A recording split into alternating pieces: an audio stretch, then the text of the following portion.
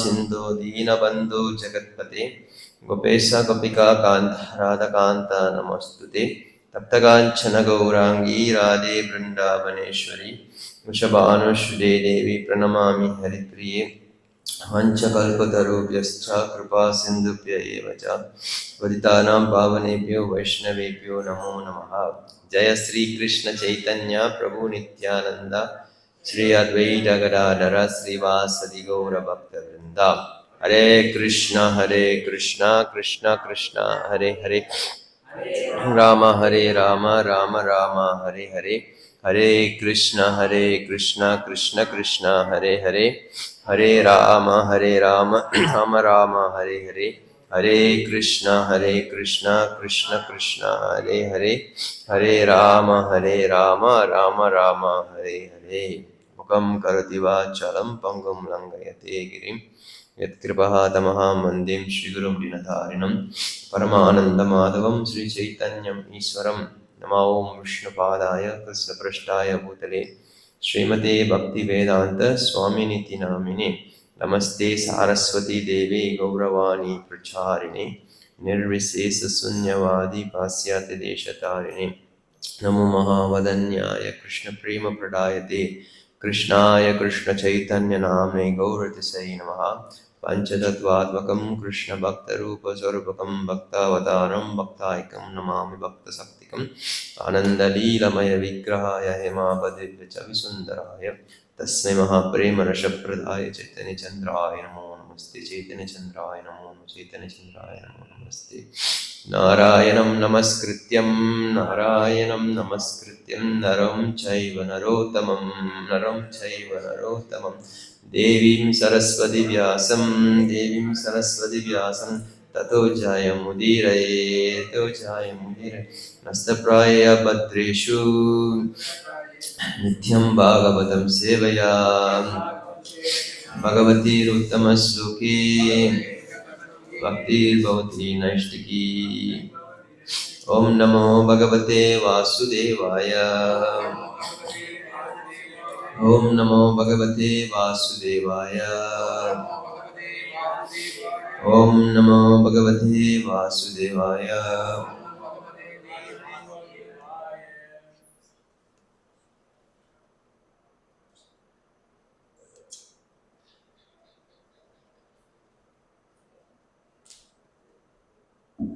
हरे कृष्णा। सुश्रीमद् भागवतम முதல் காண்டம் 8வது அத்தியாயம் ஸ்லோகம் நம்பர் 45.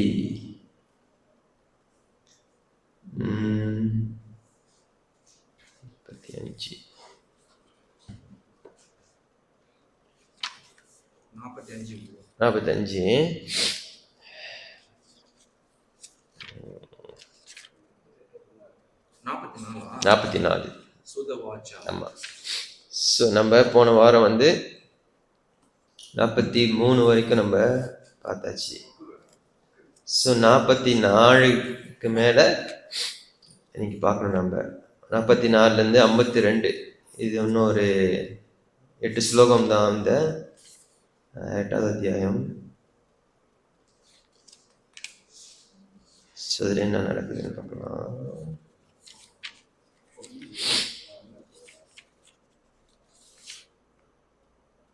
ஓகே. ஸோ இது வரைக்கும் என்ன நடந்துச்சுன்னா, கிருஷ்ணர் ஹஸ்தினாபுரத்துலேருந்து துவாரகை கிளம்புறதுக்கு ஆரம்பிக்கிறாரு. அப்போ உத்தரைக்கு பிரச்சனை வரும்போது உத்தரையும் அந்த கருவையும் காப்பாற்றுறாரு. அதற்கப்புறம் குந்தி மகாராணி அவங்களுடைய துதி, குந்தி மகாராணியுடைய பிரேயஸ் நடந்துச்சு. குந்தி மகாராணியுடைய பிரேயஸ் முடிஞ்ச உடனே கிருஷ்ணர் திருப்பியும் ஹஸ்தினாபுரத்துல விட்டு துவாரகைக்கு திருப்பியும் கிளம்புறாரு.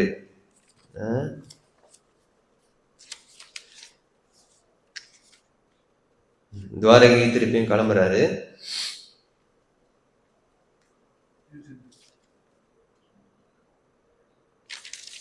அப்ப துவாரகை திருப்பி கிளம்பும் போது அங்க யுதிஷ்டிர மகாராஜா கிருஷ்ணரை அங்க நிப்பாட்டுறாரு. அவங்க 2 பேரும் என்ன பேச போறாங்கன்னு தான் வந்து மீதி இருக்கக்கூடிய இந்த 8 ஸ்லோகங்கள். அப்ப என்ன நடக்குதுன்னு நம்ம வந்து பார்க்கலாம்.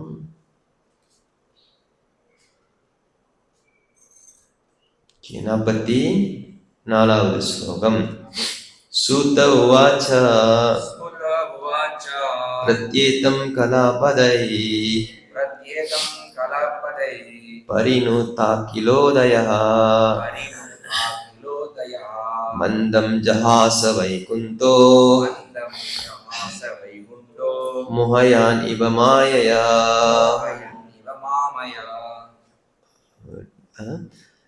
Translation. மொழிபெயர்ப்பு தவத்திர அமைச்சர் அரவிந்த் பக்திவேதாந்த பிரபுபாதிக்கு சூத கோஸ்வாமி கூறினார், இவ்வாறாக பகவானை புகழ்ந்து பாடுவதற்காக மிக சிறந்த வார்த்தைகளால் இயக்கப்பட்ட குந்தி தேவியின் பிரார்த்தனைகளை கேட்ட பகவான் லேசான புன்முறுவல் செய்தார். அவரது மாயா சக்தி போலவே அந்த புன்முறுவலும் வசியப்படுத்துவதாகவே இருந்தது. ஓகே, அப்ப குந்தி மகாராணி வந்து கடைசியா வந்து கிருஷ்ணர் இன்னும் கொஞ்ச நாள் தங்க சொல்றாங்க. அப்ப கிருஷ்ணர் வந்து அதற்கு எந்த வகையான பதிலும் சொல்லல. இங்க மோகயன் இவ மாயையா, சும்மா வந்து ஒரு சிரிப்பு மட்டும் சிரிச்சுட்டு கிருஷ்ணர் வந்து அந்த இடத்த விட்டு நகர்றாரு. இதுதான் இந்த ஸ்லோகத்துல வந்து சூத கோஸ்வாமி வந்து இங்கே சொல்றாரு. ஸோ இது வந்து 44. இதோட வந்து குந்தியோடைய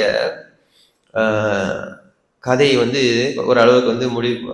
இதுக்கப்புறம் வந்து பீஷ்மர், யுதிஷ்டிரர் இவங்களோட கதை தான் வந்து வரும் 45 அடுத்த அத்தியாயம் ஃபுல்லாமே. ஓகே ஓகே, இங்க வந்து ஒரு முக்கியமான வார்த்தை 44.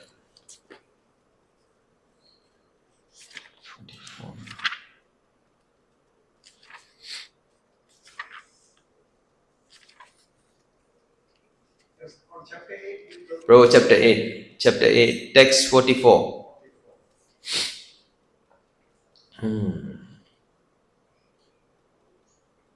இங்க வந்து ஒரு வார்த்தை வந்து பயன்படுத்துறாங்க, மாயையா அப்படின்ட்டு.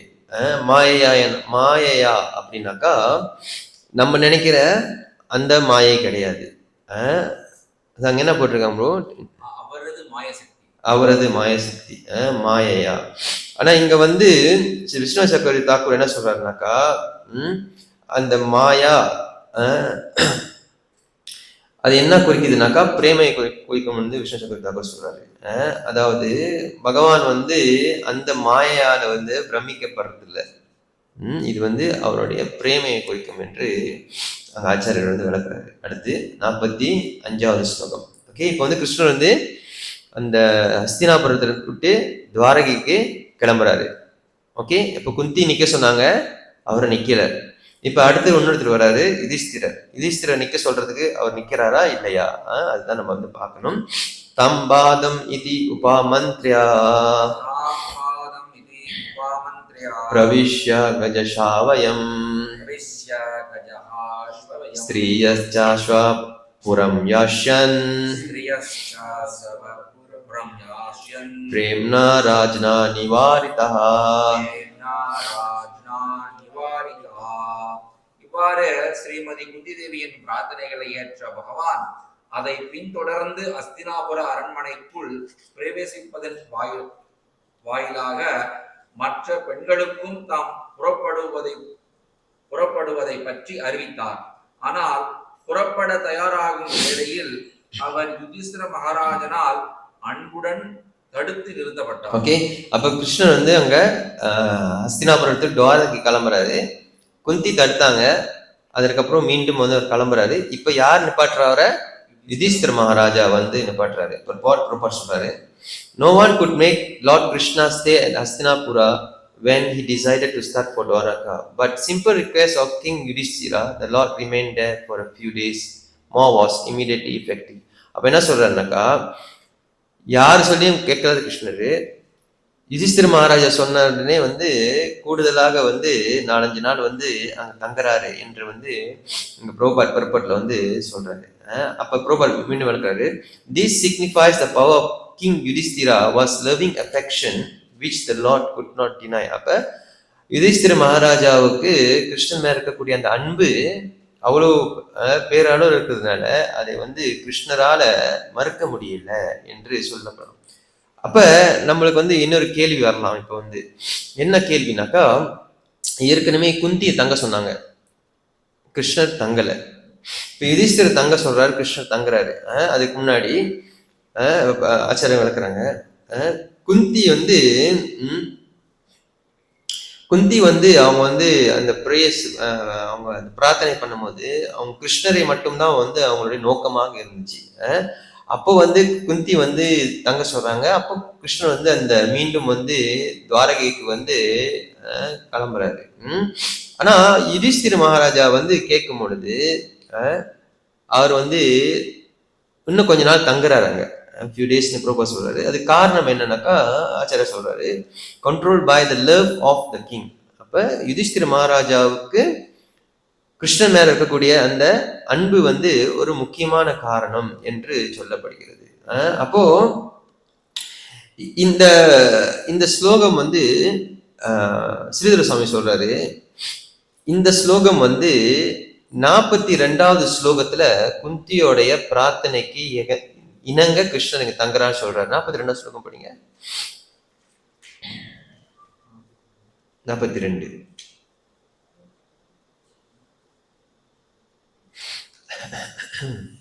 மதுவின் இறைவனே, கங்கை தடையில்லாமல் எப்பொழுதும் கடலை நோக்கி ஓடிக்கொண்டே இருப்பதைப் போலவே என்னுடைய கவனம் வேறு யாரிடமும் திசை மாறி சென்று விடாமல் எப்பொழுதும் உங்களால் கவரப்பட்டதாகவே இருக்க அருள் புரிவீர்கள். ஓகே, இது குந்தியோட பிரார்த்தனை. அப்ப என்ன சொல்றாங்க, நீங்க இங்க இருந்து போகக்கூடாது அப்படின்னு சொல்றாங்க.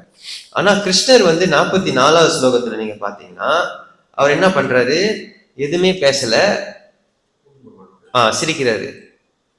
அவ்வளவுதான் அவருடைய அந்த ரியாக்ஷன். நான் போறேன் எதுவுமே சொல்ல, நான் கிளம்புறாரு, ஆனா சிரிக்கிறாரு. மோகயன் இவ மாயையா என்று வந்து இங்க சொல்றாங்க. அப்போ இந்த ஸ்லோகம் என்ன குறிக்குதுனாக்கா, இங்க வந்து இருக்காங்க, accepting prayers of Kunti subsequently from the lady's departure by entering Hastinapura, but he was stopped by Yudhishthira, implored him lovingly. ஆனா யுதிஷ்டிர மகாராஜா வந்து அவங்க தங்க சொல்லணும்னு கிருஷ்ணர் தங்கறதுக்கு சம்மதிக்கிறாரு.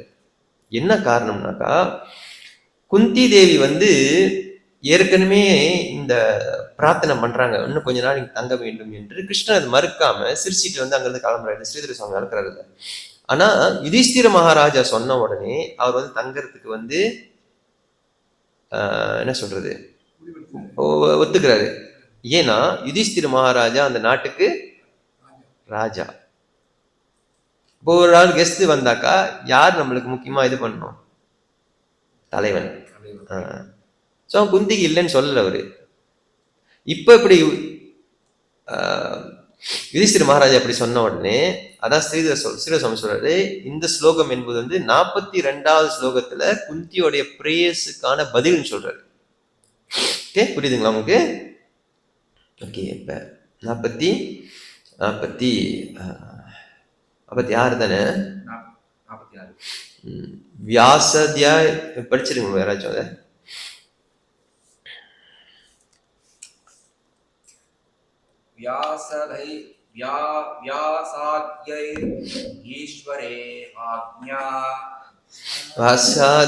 ஈஸ்வரே ஆக்ஞாய் கிருஷ்ணேனாத்புத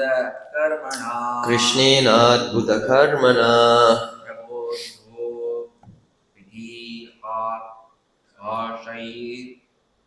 பிரபோதிதோ இதிஹாசைர் நாபுத்யத சுசார்பிதஹ. எல்லா சரித்திர ஆதாரங்களும் இருந்த போதிலும் வியாசரை தலைமையாக கொண்ட பெரும் முனிவர்களின் உபதேசங்களினாலோ பகவான் ஸ்ரீ கிருஷ்ணரின் உபதேசங்களினாலோ கூட பெரும் துயரில் ஆழ்ந்துவிட்ட யுதிஷ்டிர மகாராஜனை வாதித்து வழிபடுத்த இயலவில்லை. அப்ப இப்ப யுதிஷ்டிர மகாராஜோட நிலைமையை நம்ம வந்து சொல்றாங்க. அவர் என்னவா இருக்கிறாரு, ஒரு வார்த்தை பாங்க, very much aggrieved, could not be convinced despite instruction by great sages headed by Vyasa and Krishna. Yudhishthira Maharaja வந்து ரொம்ப கவலையா இருக்கிறாரு. வியாசரும் சொல்லிட்டாரு, கிருஷ்ணரும் சொல்லிட்டாரு, அங்க இருக்கக்கூடிய ரிஷிகள் சார்பாக வியாசர் கிருஷ்ணன் சொல்லிட்டாரு. இருந்தாலும் அவரை வந்து சமாதானப்படுத்த முடியல. இதுதான் சூழ்நிலை. இப்ப கிருஷ்ணன் வந்து யுதிஷ்டிர மகாராஜ் இருக்க சொல்றாரு. இப்ப யுதிஷ்டிர மகாராஜ் வந்து கவலையா இருக்கிறாரு. என்ன கவலை என்பதை வந்து நம்ம பார்க்கலாம். அடுத்து 47 டிரான்ஸ்லேஷன் பண்ண முடிச்சிருக்கோம். தருமரி யமராஜனின் மகனான யுதிஷ்டிர மகாராஜன் அவரது நண்பர்களின் மரணத்தினால் அதிர்ச்சி அடைந்து ஒரு சாதாரண பௌதிகவாதி போலவே பாதிப்படைந்தார். முனிவர்களே, இவ்வாறாக பாசத்தினால் உணர்ச்சி வசப்பட்ட அவர் பேச துவங்கினார். ஓகே, இப்ப சூழ்நிலை நம்மளுக்கு தெரியுது. யுதிஷ்டிர மகாராஜா வந்து நாட்டை ஆளணும். ஆனா அவர் வந்து அங்க தடுமாறுறாரு. ஏன்னா இதற்கு முன்னாடி நான் வந்து நிறைய பேரை சாகடிச்சிட்டேன் என்ற அந்த விஷயத்தை வந்து அவர் யோசிக்கிறாரு. அதனால வந்து அவர் தடுமாற்றம். ஓகே, அப்போ உங்க ப்ரோபர்ட் சொல்றாரு, common man thinks of violence and non-violence in terms of body, but that is kind of delusion. Everyone's duty bound according to one's occupational duty. அப்ப சாமானியம் என்ன நினைக்கிறேன்னா, இந்த வயலன்ஸ்னா வன்முறை வந்து உடல் ரீதியா தான் இருக்குது அப்படின்னு நினைச்சுக்கிறாங்க. நான் உண்மையிலே பார்க்க போனா இது எல்லாமே வந்து அவங்கவுங்களுக்கு விதிக்கப்பட்ட கடமையினால் வரக்கூடிய விஷயங்கள் என்று சொல்றாரு. சீக்கிரமா முடிச்சிடலாம் அந்த 5 ஸ்லோகங்களை. 48வது ஸ்லோகம். 48வது ஸ்லோகம் டிரான்ஸ்லேஷன். யுதிஷ்டிர மகாராஜர் கூறினார், என் விதியே, நான் மிகப்பெரிய பாவியாவேன். அறியாமை நிரம்பியுள்ள என் இதயத்தை பார்.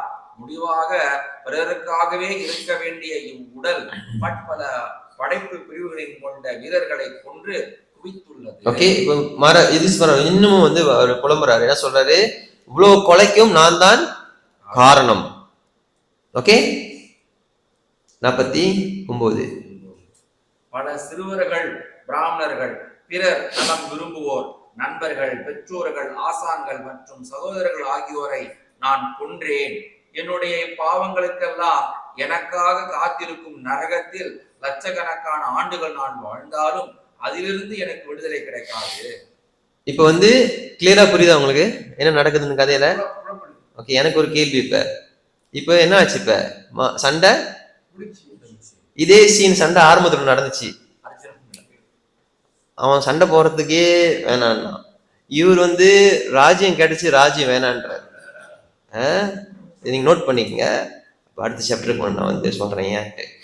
ஓகே, இப்போ யுதிஷ்டிர மகாராஜ் என்ன சொல்றாரு? இதுதான் வந்து அர்ஜுனன் ஆரம்பத்தில் சொன்னாரு. அங்க இருக்கிறவங்களாம் என் மாமா, மச்சான், குரு. இவர் சொல்றாரு, பாலா திஜாசுர் மித்ரா பித்ர பிருத்தா குரு துருஹா. இதேதான் திரும்பி சொல்றாரு அவரு. அதனால பிரபு சொல்றாரு, ஸ்ரீமத் பாகவதம் வந்து போஸ்ட் கிராஜுவேட் ஸ்டடின்னு சொல்றாரு. பகவத்கீதை படிக்கலன்னா எப்படி நீங்க ரிலேட் பண்ணுவீங்க? அதான் பிரபு சொல்றாரு. சிஸ்டம் இதுதான் சிஸ்டம். இது முடிச்சிட்டு அப்புறம் அடுத்த ஸ்கிரிப்சர். இங்க 40 முடிச்சிட்டோம். அப்ப இங்க யுதிஷ்டிர மகாராஜா வந்து கவலையா இருக்கிறாரு. அங்க அரசாடுறதுக்கு வந்து அவர் வந்து மறுக்கிறாரு. 50வது ஸ்லோகம். குடிமக்களை பராமரிப்பதில் ஈடுபட்டுள்ள ஒரு அரசர் சரியான காரணத்திற்காக கொலை செய்வாரானால் அதில் பாவம் இல்லை. ஆனால் இவ்வுத்தரவு எனக்கு பொருந்தக்கூடியதல்ல. அப்ப அவர் என்ன சொல்றாரு? உண்மையிலே தேவைக்காக கொலை பண்ணியிருந்தா பரவாயில்ல, killing right cause to engage in mentoring the citizens, but this injunction is not applicable to me. அவர் என்ன சொல்றாரு? பிரஜைகளை காப்பதற்காக நான் வந்து இந்த கொலையை பண்ணியிருந்தேனாக்கா பரவாயில்ல, ஆனா நான் இந்த கொலை பண்ணதுக்கு காரணம் நான் வந்து அவர் மேல ஒரு பழியை போட்டுக்கிறாரு. இங்க விஸ்வநாத் சக்கரவர்த்தி டாக்கூர் வந்து அதான் சொல்றாரு, killing the enemies is not a sin. எதிரிகளை சாகடிப்பது வந்து ஒரு தவறு கிடையாது. The rule does not apply since it is the instruction for one who is protecting the people. ஆனா வந்து இது வந்து பிரஜைகளை காப்பாற்றுவங்க வந்து இது வந்து பிரதிபலிக்கும் என்று நம்ம வந்து பார்க்க வேண்டும். அப்ப என்ன அவருடைய கவலைனாக்கா, விஸ்வநாத் சக்கரவர்த்தி டாக்கூர் முக்கியமா என்ன சொல்றாருனாக்கா, ஏற்கனவே துரியோதனன் வந்து பிரஜைகளை காப்பாத்திக்கிட்டு தான் இருந்தான். அவரோட எடுக்கிற அவருடைய பாயிண்ட்ல உண்மையான கவலைக்கு காரணம் என்னன்னா, பிரஜைகளை ஏற்கனவே துரியோதனன் காப்பாத்திக்கிட்டு இருந்தான். அந்த பிரஜைகளை காப்பாத்தின துரியோதனனை சாகடிச்சதுனால கவலைப்படுறாருன்னு சொல்றாரு அவரு. புரியுதுங்களா உங்களுக்கு?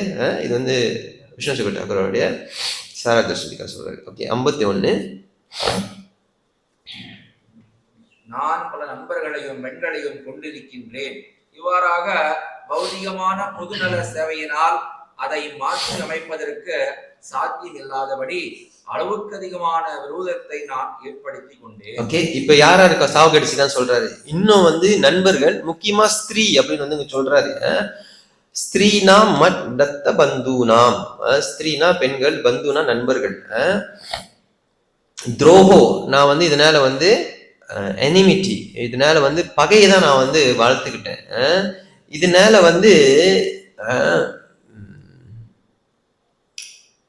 undo it by material. இது எதை செஞ்சு நான் சரி பண்ண முடியாது. கடைசி வரை என்ன போட்டிருக்காங்க தமிழ்ல டிரான்ஸ்லேஷன்ல? அதை மாற்றுவதற்கு சாத்தியமில்லை. அளவுக்கு அதிகமான விரோதத்தை நான். சோ என்ன செஞ்சாலும் நான் செஞ்ச இந்த பாவத்துக்கு தீர்வு கட்ட முடியாது. அர்ஜுன் இதான் சொன்னா கிருஷ்ணன் கிட்ட, சண்டை போடல கிருஷ்ணா, இந்த பிரச்சனைலாம் எனக்கு வரும்ட்டு. கிருஷ்ணன் என்ன சொன்னாரு? நீ சண்டை போடு, ரொம்ப பேசாதுன்ட்டாரு. அவன் சண்டை போட்டு அடிச்சிட்டான். யுதிஷ்டிர் மகாராஜா கிட்ட கிருஷ்ணன் சொல்றாரு.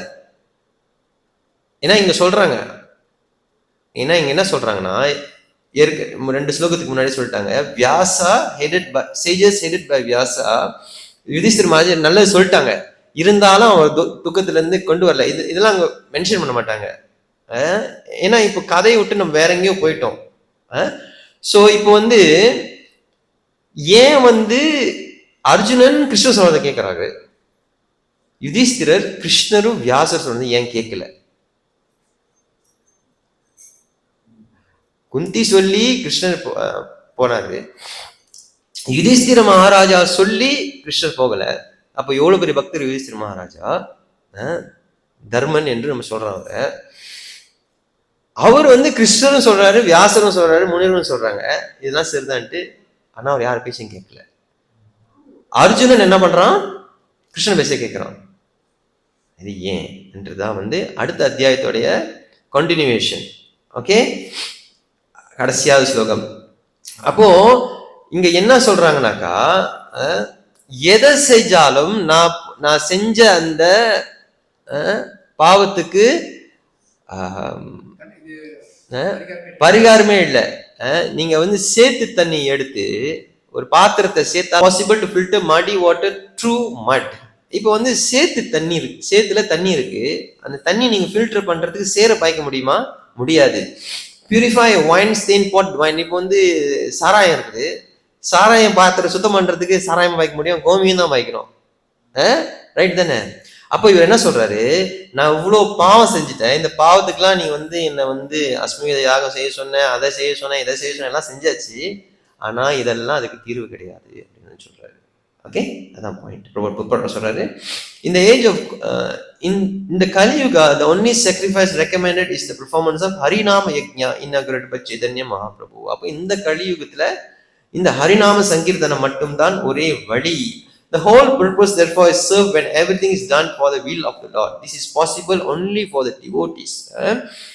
அப்போ பிரபு அந்த கடைசி லைன் நினைக்கிறது, those who are devotees of the Lord never kill an animal for self interest. They do not refrain from performing duty on Kshatriya. பக்தர்கள் மிருகவதை அவர்களுக்காக பண்றதில்லை. இப்ப சாகடிக்கிறார்னா அது அவருடைய கடமைக்கோசரம் அவர் செய்கிறார். இதுதான் இந்த 8th சாப்டருடைய கன்க்ளூஷன். ஓகே, உங்களுக்கு புரியுதா? எனி குவெஸ்டியன்ஸ்? தென் நம்ம 9th சாப்டர் போலாம்.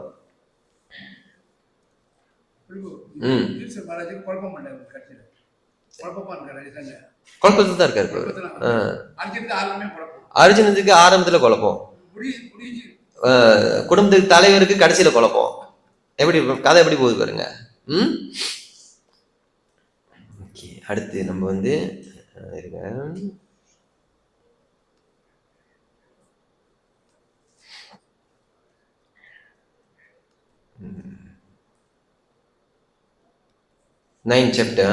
chapter 9 text 1. ஓகே, அதற்கு முன்னாடி நம்ம கொஞ்சம் ஒரே ஒரு ரிமைண்டர் பண்ணிக்கணும். 4வது அத்தியாயத்துல சௌனகாதி ரிஷிகள் 4 கேள்வி வச்சுக்கோ, 4 கேள்வி தான் கேட்கிறாங்க. வியாசர் பாகவத்தை எழுதுறதுக்கு அவருக்கு யாருக்கு வந்து அந்த ஊன்றுதல் கொடுத்தா? பரீட்சித் மகாராஜாவுடைய பிறப்பு, பரீட்சித் மகாராஜா சுகதேவ கோஸ்வாமி எப்படி சந்திக்கிறாங்க, சுகதேவ கோஸ்வாமி பத்தி வர்ணனை, இது 5 தான் வந்து இந்த கேள்வி 4வது அத்தியாயத்துல. இப்ப நம்ம எத்தனாவது அத்தியாயத்துல இருக்கோம்? 9வது வந்துட்டோம். இப்ப எத்தனை கதை நம்ம பார்த்திருக்கோம் இது வரைக்கும்? அந்த கேள்வியில இருந்து நீங்க பாத்தீங்கன்னா இல்ல, ஸ்ரீமத் பாகவதோடைய ஒரு மேற்பார்வை பார்த்தோம். அந்த ஸ்ரீமத் பாகவத்தை எழுதுறதுக்கு வியாசருக்கு ஊண்டுதலா இருந்தது நாரத முனிவர். இது 2 தான் நம்ம பார்த்தோம், ரைட்டா? இப்ப நம்ம வந்து பரீட்சித் மகாராஜாவுடைய பிறப்பை பார்க்க வேண்டும். ஆனா பரீட்சித் மகாராஜா பிறப்பு எப்ப நடந்திருக்கணும்னாக்கா, 7வது அத்தியாயம் உத்தரை காப்பாத்தின உடனே வந்து நடந்திருக்கணும் பார்க்க போனா. ஆனா இதோட இது முடிஞ்சு கிருஷ்ணர் இங்க இருந்து மதுரா துவாரகை கிளம்புறது, கிருஷ்ணர் போய் துவாரகையில் போய் சேர்றது, அப்புறம் வந்து 12வது அத்தியாயத்துல தான் நான் நினைக்கிறேன் பரீட்சித்தோடைய அப்பியரன்ஸ் பத்தி பேசப்படும், ரைட்டா? ஏன் வந்து இவ்வளவு தாமதம்? இந்த கதையெல்லாம் வந்து சௌனகாதி ரிஷிகள் கேட்கலாங்க. அவங்க கேட்டது வந்து ஸ்ட்ரெயிட் ஃபார்வர்டா வந்து அதான் 5 கேள்வி 4 கேள்வி. ஏன் வந்து குந்தியோடைய பிரேயஸு, பீஷ்மருடைய பிரேயஸு, இவர் வந்து அங்க இருந்து கிளம்புறது, அங்க போய் சேர்றது, இதெல்லாம் ஏன்? ஏன்னா ஆச்சாரியர்கள் என்ன விளக்குறாங்கன்னா, இது எல்லாமே வந்து ஒருத்தரை சார்ந்துதான் இருக்கு. யார் இது? கிருஷ்ணரை சார்ந்து இருக்குது. அப்ப இந்த கதையை யார் சொல்றா? இப்ப நம்ம கிட்ட நம்ம வெர்ஷன்ல சூத கோஸ்வாமி சொல்றாரு. அப்ப சூத கோஸ்வாமி நிலை இப்ப என்ன ஆச்சுன்னா, கேட்ட கேள்வி மறந்து அவர் வந்து மெய் மறந்து டிரான்சென்டென்டல் போயிட்டார். அவர் வந்து கிருஷ்ண கதையில முழுகிட்டாரு. அதனால ஆரம்பிச்ச அந்த கதையை அவரால் முடிக்க முடியல. அதனாலதான் குந்தி வராங்க. அடுத்து பீஷ்மர் வர போறார். இந்த பீஷ்மர் அத்தியாயத்துல ஃபுல்லாவே கிருஷ்ணரை பத்தி தான் பேசுவாங்க. அப்போ கிருஷ்ணர் வந்து துவாரகைக்கு கிளம்புறது, இந்த பெண்கள்லாம் என்ன பேசுறாங்க அப்படின்னு, அப்புறம் அவங்க போய் சேர்றது, ஃபுல்லாவே கிருஷ்ணரை பத்தி தான் வந்து பேசுவாங்க. இது ஏன்னா அந்த உத்திரையை வந்து காப்பாற்றுறதுக்காக கிருஷ்ணர் வந்து சக்கரத்தை பிரயோஜனப்படுத்துறாரு இல்லையா? அதுல இருந்து வந்து இவருக்கு வந்து அந்த கிருஷ்ணர் மீது இருக்கக்கூடிய அந்த பக்தி வந்து அதிகமாயிருச்சு. ஸோ அதனால டாபிக் விட்டு அவர் வெளியாக முடியல என்றது ஆச்சாரியர் வந்து அங்க விளக்குறாங்க. அடுத்து இப்ப வந்து நம்ம வந்து எத்தனாவது அத்தியாயம் போவோம்? 9th chapter. ஸ்ரீமத் பாகவதத்துல Canto 1 9th chapter. இந்த அத்தியாயத்தோட தலைப்பு வந்து பிரபுபாதர் கொடுத்திருக்காரு, passing of Bhishmadev in the presence of Lord Krishna. The passing away of பீஷ்மதேவ். இதுதான் நம்ம வந்து இன்னைக்கு பார்க்க வேண்டிய தலைப்பு. ஓகே,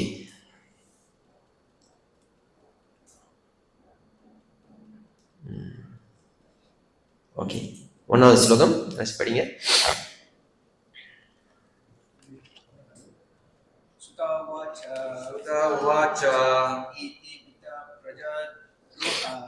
इति मेधा प्रजाद्रोहात् सर्वधर्मविवत्सयः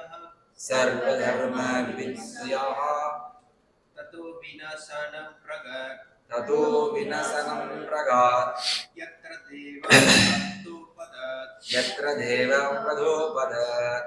சூத கோஸ்வாமி கூறினார், குருச்சேத்திர போர்க்களத்தில் அநேக பிரஜைகளை கொன்றுவிட்டதை எண்ணி அச்சமடைந்த யுதிஷ்டிர மகாராஜன் படுகொலை நிகழ்ந்த இடத்திற்கு சென்றார்.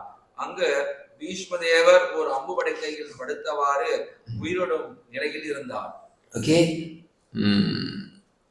இப்போ யுதிஷ்டிர மகாராஜா வந்து பீஷ்மரை வந்து சந்திக்க போறாரு. ஏன் வந்து யுதிஷ்டிர மகாராஜாவும் அங்க இருக்கக்கூடிய அந்த நிறைய பேர் போவாங்க, நீங்க அடுத்த 4-5 ஸ்லோகத்துல பார்க்கலாம் யார் யார் இருப்பாங்க போவான்ட்டு. எல்லாரும் வந்து ஏன் வந்து இது பீஷ்மரை சந்திக்க போறாங்கனாக்கா, முதல் காரணம் பீஷ்மர் வந்து கடைசி இறுதி நிலையில வந்து இருக்கிறாரு, உயிரோட நிலையில இருக்கிறாரு. 2வது, தர்மத்தை வந்து எப்படி சரியாக செய்ய வேண்டும் என்ற கட்டளையை வந்து பீஷ்மர்கிட்ட கேட்கறதுக்காக இவங்க எல்லாம் போறாங்க. 3வது, யுதிஷ்டிரருக்கு ஏற்கனவே அளவுக்கு அதிகமாக வந்து கிரீஃப்னா கவலை, அதற்கு விதமான கவலை இருக்கு. இப்ப அந்த கவலையை போக்குறோம்னா இவரால் தண்டிக்கப்பட்ட ஒருத்தரால சமாதானம் சொன்னாதான் அவர் கேட்பாரு. ரைட்டா? அதுல ஒரு ஆள் பீஷ்மர் அம்பு படைக்கல படுத்திருக்கிறாரு. அதனால இவங்க எல்லாருமே அங்க போறாங்க. ஆனா ஏன் உண்மையிலேயே அங்க போறாங்கனாக்கா, கிருஷ்ணர் யுதிஷ்டிர மகாராஜாவை பீஷ்மர்கிட்ட போய் உபதேசம் கேட்க சொல்ல போறாரு. அதுதான் உண்மையான காரணம். சோ இந்த ஸ்லோகத்துல நம்ம ஒரு முக்கியமான பாயிண்ட் நோட் பண்ண என்னன்னா,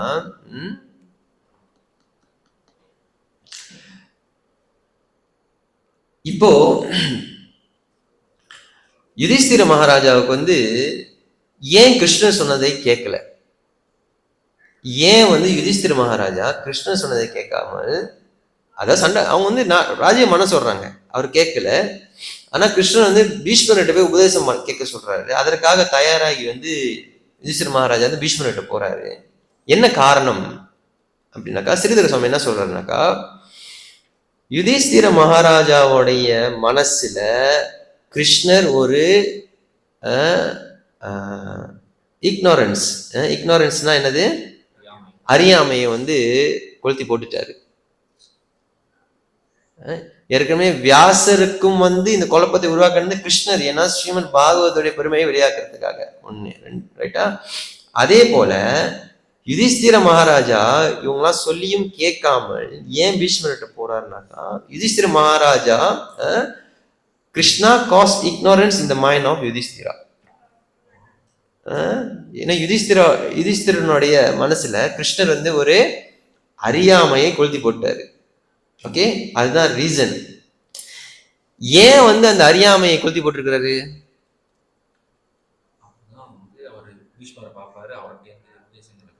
ஓகே, இன்னொரு கருத்து இருக்கு, முக்கியமான கருத்து. அப்பதான் பீஷ்மருடைய புகழ் உலகத்துக்கு தெரியும்ன்றதுக்காக. ஏன்னா கிருஷ்ணருக்கு சிறந்த பக்தர் இல்லையா பீஷ்மர். பீஷ்மருடைய புகழை வெளியாக்குறதுக்காக இது ஒரு அழகா ஒரு நாடகத்தை கிருஷ்ணர் அங்கே நடத்துறாங்க. ஓகே, 2வது ஸ்லோகம் டிரான்ஸ்லேஷன். அங்க யார் யாரெல்லாம் அம்பு படுக்கையில படுத்திருக்கக்கூடிய பீஷ்மர் சந்திக்க போறாங்கன்னு வர்ணனைகள். Second text. அச்சமயத்தில் அவரது சகோதரர்கள் அனைவரும் தங்க ஆபரணங்களால் அலங்கரிக்கப்பட்டு முதல் தரமான குதிரைகளால் இழுக்கப்பட்ட அழகிய ரதங்களில் அவரை பின்தொடர்ந்து சென்றனர். பாண்டவர்களின் புரோகிதரான தவம்யரை போன்ற ரிஷிகளும் வியாசரும் மற்றவர்களும் அவர்களுடன் இருந்தனர். ஓகே, யார் போறாங்க அப்படின்னு நீங்க பார்க்கலாம். கிருஷ்ணரும் அங்க இருக்கிறார், வியாசரும் அங்க இருக்கிறார், தௌமியா பெரிய பெரிய ரிஷிகள்லாம் அங்க இருக்கிறாங்க என்று அவங்க சொல்றாங்க. 3வது ஸ்லோகம் டிரான்ஸ்லேஷன். பிரம்ம ரிஷியே, பரமபுருஷ பகவானான ஸ்ரீ கிருஷ்ணரும் கூட அர்ஜுனுடன் ரதத்தில் அவர்களை பின்தொடர்ந்தார். இவ்வாறாக நண்பர்களால் குய்யர்களால் சூழப்பட்ட குபேரனை போல் யுதிஷ்டிர மகாராஜனும் கம்பீரமான கோலத்துடன் காணப்பட்டார். ஓகே, இப்போ எல்லாருமே பீஷ்மரை பார்க்கறதுக்காக போறாங்க. ஆனா யுதிஷ்டிர் பார்க்கறதுக்கு எப்படி இருக்கிறாரு? அது முக்கியமான ப்ரோபல் வைக்கிறாரு அங்க. கம்பீரமா. ஏன் கம்பீரமா இருக்கிறாரு? அவர் உண்மையிலே பார்க்க போனா கவலையா இருக்கிறாரு, உள்ள கவலை. ஆனா பீஷ்மர் சந்திக்க போகும் பொழுது கம்பீரமா போறாரு. ஏன்? ப்ரோபர்ல சொல்றாரு, பீஷ்மர் so that he might be pleased to see them happy at the time of his death. அப்பதான் பீஷ்மரே ஏற்கனவே கவலையில இருக்கிறாரு. இவர் மூஞ்ச தொங்க போட்டு போனா அவர் இன்னும் என்ன ஆகுவாரு? அப்ப என்ன பண்றாரு, இந்த கம்பீரமான தோற்றத்துடன் யுதிஷ்டிர மகாராஜா போகும்போது இது பீஷ்மருக்கு ஒரு வகையில ஒரு இன்பத்தை கொடுக்கும் என்று ஆச்சாரியர்கள் வளர்க்கிறாங்க. ஓகே, 4வது ஸ்லோகம். ஆகாயத்திலிருந்து விழுந்து விட்ட ஒரு தேவரை போல தரையில் படுத்து கிடந்த அவரை பீஷ்மரை கண்டு பாண்டவராஜனான யுதிஷ்டர் அவரது இளைய சகோதரர்களுடன் பகவான் ஸ்ரீ கிருஷ்ணனுடன் அவர் முன் தலை வணங்கினார். ஓகே, இப்ப என்ன பண்றாங்க, அங்க இருக்கிறவங்க எல்லாரும் யுதிஷ்டிர மகாராஜா கிருஷ்ணரை போல எல்லாருமே பீஷ்மர்கிட்ட போய் மரியாதை பண்றாங்க. இப்போ உதாரணத்துக்கு உங்ககிட்ட ஒருத்தர் விழுந்து கும்பிட்டாக்கா நீங்க என்ன பண்ணணும்? திருப்பியும் விழுந்து கும்பிடணும். நீங்க ஆசீர்வாதம் பண்ணக்கூடாது, ஒரு ததாஸ்துன்னு. நம்மளுக்கு அது செய்ய ரொம்ப ஆசை. ஆனா இப்ப பீஷ்மர் இப்ப என்ன பண்ண போறாரு? இவங்க எல்லாரும் போய் அவர்கிட்ட வந்து போடவுன் பண்ணும்பொழுது பீஷ்மர் வந்து என்ன பண்றாரு? பொறுப்போட சொல்றாரு, the Lord although conscious his supreme position always behave in humanly custom. பகவான் முழுமுதற்காக அவருக்கு தெரியும். ஆனா இதெல்லாம் வந்து மனிதர்களுக்கு ஒரு நிறைய சொல்லிக் கொடுக்கறதுக்காக அவரே செய்யறாரு. He also bowed down before the dying Bhishma as if younger brother of Yudhishthira. ஒரு யுதிஷ்டிர சகோதரரை போல அங்க அவரும் போய் தலை வணங்குறாரு என்று வந்து அங்க நம்ம வந்து சொல்லப்படுகிறது. அடுத்து பரத மகாராஜனுடைய வம்சத்தினர் தலைமையானவரான பீஷ்மர் காண்பதற்காகவே நற்குணத்தில் நிலை பெற்றவர்களுக்கும் பிரபஞ்சத்தில் உள்ள மகாத்மாக்களாகிய எல்லா தேவ ரிஷிகளுக்கும் பிரம்ம ரிஷிகளுக்கும் மற்றும் ராஜ ரிஷிகளுக்கும் அங்கு கூடியிருந்தனர். ஓகே, இப்ப அங்க யாரெல்லாம் அங்க இருக்கிறான்னு வந்து அடுத்த ஸ்லோகம் சொல்லுவாங்க. இப்ப என்ன சொல்றாங்கன்னாக்கா, அந்த பீஷ்மரை அவருடைய தரிசனம் எடுக்கிறதுக்காக பெரிய ரிஷிகள், தேவர்கள், பிராமணர்கள், அரசர்கள், சத்துவகுணத்தில் இருக்கக்கூடிய உத்தமர்கள் எல்லாருமே வந்து அங்க போய் கூடுறாங்க. ஏன்னா பீஷ்மரை கடைசி அம்பு படைகள் இருக்கும் பொழுது கடைசி மரியாதை செய்யறதுக்கு பீஷ்மர்கிட்ட வந்து அவங்க வந்து போறாங்க. ஓகே, இதுதான் வந்து ஸ்லோகம். 6வது ஸ்லோகத்துல நீங்க பாத்தீங்கன்னா 6, 7 யாரெல்லாம் அங்க இருக்கிறாங்க? பர்வத முனி, நாரத முனி, தௌம்யா, வியாசா, பிரஹத்வஸ்வா, பரத்வாஜா, பரசுராமா, வசிஷ்டா, இந்திர பிரமாத, த்ரீதா, கிருதாசமதா, அசிதா, கக்ஷிவன், கௌதமா, அத்ரி, கௌஷிகா, சுதர்சனா எல்லாரும் அங்க இருக்கிறாங்க என்பது வந்து 6வது 7வது ஸ்லோகத்துல வந்து அங்க வந்து விளக்கப்படுகிறது. 8வது ஸ்லோகத்துல நீங்க பாத்தீங்கன்னாக்கா many other like Sukadeva Goswami, Kashyapa, Angirasa, all accompanied by respected disciple arrived. அப்ப எவ்வளவு கூட்டம் வந்திருக்கு நீங்க கொஞ்சம் கற்பனை பண்ணி பாருங்க. ஏற்கனவே ராஜெல்லாம் கூப்பிட்டாங்க, முனிவர்கள்லாம் கூப்பிட்டாங்க, ரிஷிகள்லாம் கூப்பிட்டாங்க, அப்புறம் அவங்களுடைய சீடர்களும் என்று இங்க வந்து சொல்லப்படுகிறது. இங்க ஒரு வார்த்தை நீங்க வந்து பார்க்கணும். பிரம்மரதா அப்படின்ற வார்த்தை வந்து சுகதேவ கோஸ்வாமி வந்து குறிக்கும். ரேணுகா சுதா பரசுராம், அங்கீரசா வந்து பிரகஸ்பதி. இதை நம்ம பார்க்கலாம். ஓகே, இப்போ 9வது ஸ்லோகம். ஓகே, இதுக்கப்புறம் நம்ம வந்து கிளாஸ் ஆரம்பிக்கலாம். Okay, 9th shloka. தான் சமேதான் மகாபாகான் உபலப்யா வசுத்தமா பூஜாயாம் ஆஷ தர்மஜ்ஞோ தேசகால விபாகவீத்.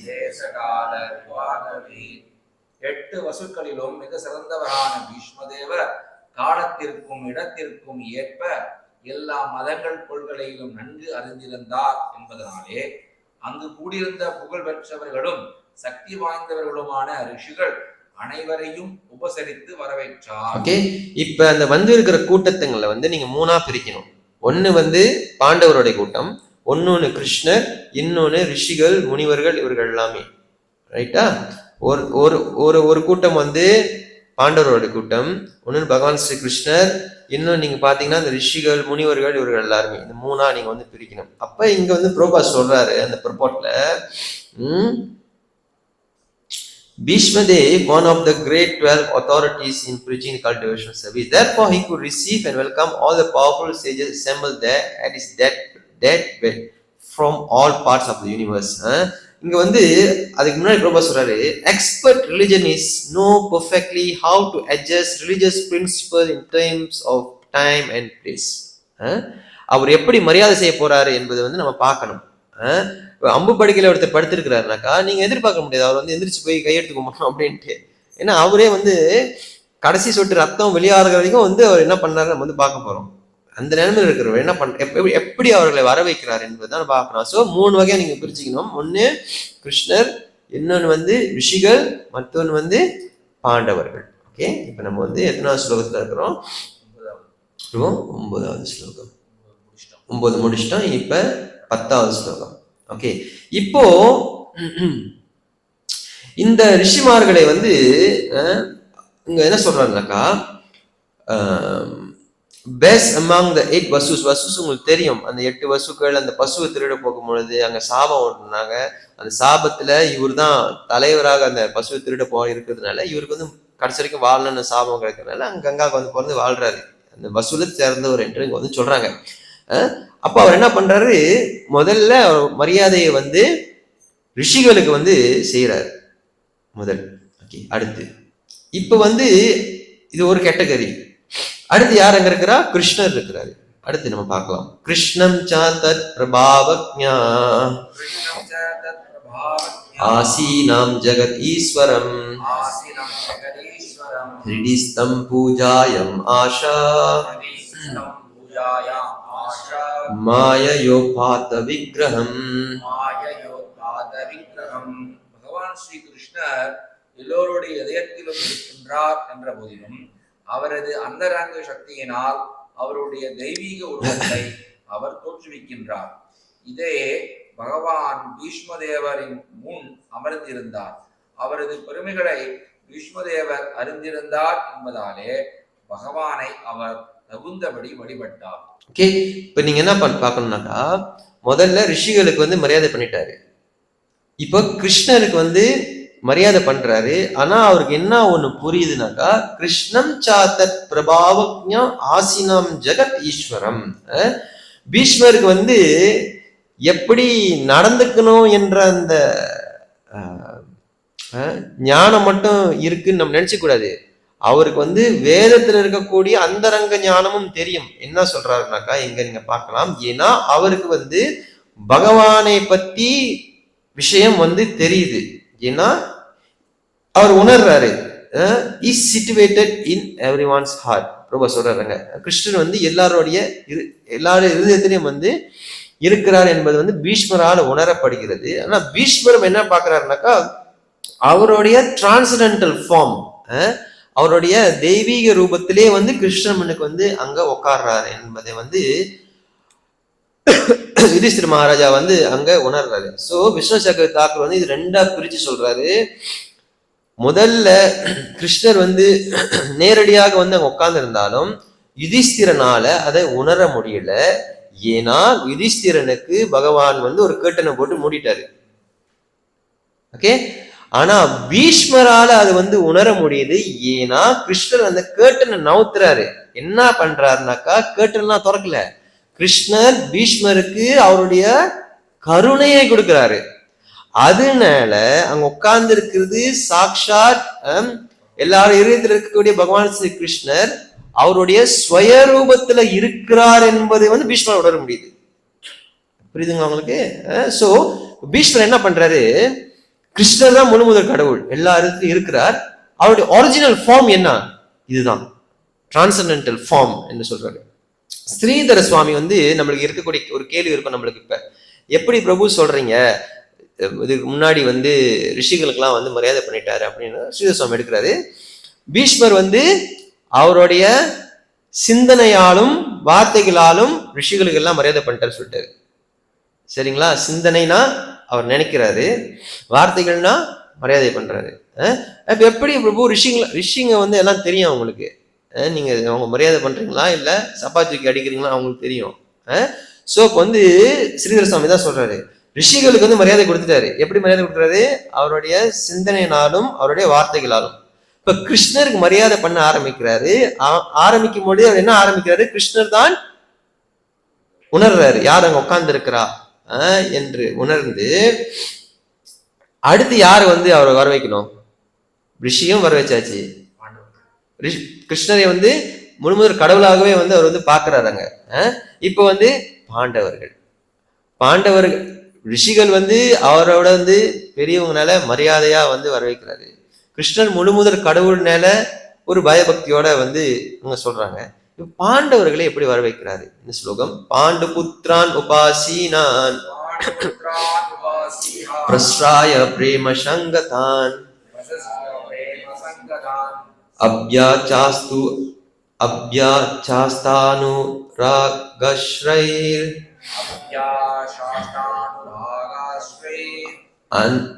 அந்திபூதேன சக்ஷுஷா.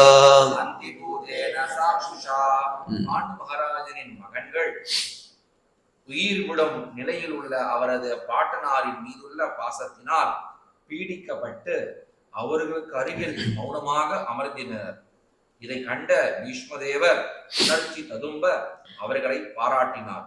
அன்பாலும் பாசத்தாலும் பூரிப்படைந்த அவரது கண்களில் ஆனந்த கண்ணீர் ததுப்பியது. அப்ப பாண்டவர் எப்படி வர வைக்கிறாரு? கண்ணீரால. அந்த கண்ணீர் எப்படி இருந்து வரும்? வெங்காயம் போட்டு தேய்ச்சன இல்லையா? நம்ம அழுவுறது அப்படிதான் இருக்கும். Because is welcoming the Pandavas with love and affection. Prabha சொல்றாரு ரைட்டா, overwhelmed by love and affection. ரிஷிகளை மரியாதை வளைக்கிறாரு, பகவானை ரொம்ப உயர்ந்தர் வந்திருக்கிற வளைக்கிறாரு. இப்ப இங்க பாண்டவர் வரும்பொழுது அவங்க மேல அன்பும் பாசத்தின் மூலியமாக அவங்கள வர வைக்கிறாரு. அது எப்படி காமிக்கிறாரு? ஆனந்த கண்ணீர் விடுறார் என்று இங்க நம்ம படிக்கலாம். அப்போ ஜீவகோஸ்வாமி இங்க சொல்றாரு அவரோட உரையில, இப்போ யுதிஷ்டிர மகாராஜ் நினைக்கிறாராம், நம்ம பீஷ்மருக்கும் எல்லாருக்குமே பெரிய பாவம் செஞ்சிருக்கிறோம் அப்படின்னு அவர் நினைக்கும் பொழுது கிருஷ்ணன் என்ன பண்றாரு, அந்த பாவத்திலிருந்து அந்த சிந்தனையிலிருந்து வெளியாக்குறதுக்காகவே கிருஷ்ணர் அந்த பாதிக்கப்பட்ட ஒருத்தரான பீஷ்மர் நேரடியாக கிருஷ்ணன் உபதேசம் கேட்க சொல்றாரு. ஏன்னா பீஷ்மர் சொன்னா துரோணர் சொன்னா எல்லாமே ஒண்ணுதான். ஏன்னா இவங்கெல்லாம் அவங்க எதிர்த்தரப்புல இருக்கிறாங்க. அப்ப இவங்க சொன்னாக்கா, பீஷ்மர் சொன்னாக்கா யுதிஷ்டிர மகாராஜா அதை ஏற்றுக்குவாரு. ஏன்னா ஏற்கனவே அவர் மயக்கிட்டாரு மாயை என்ற கேட்டனை போட்டு. அதான் இங்க சொல்லப்படுகிறது. அப்போ அங்க ஸ்ரீதர் சுவாமி ஒன்னு கருத்துன்னு சொல்றாரு, அவருக்கு எங்க பார்த்து அழுகிறாருன்னே தெரியலையாம்.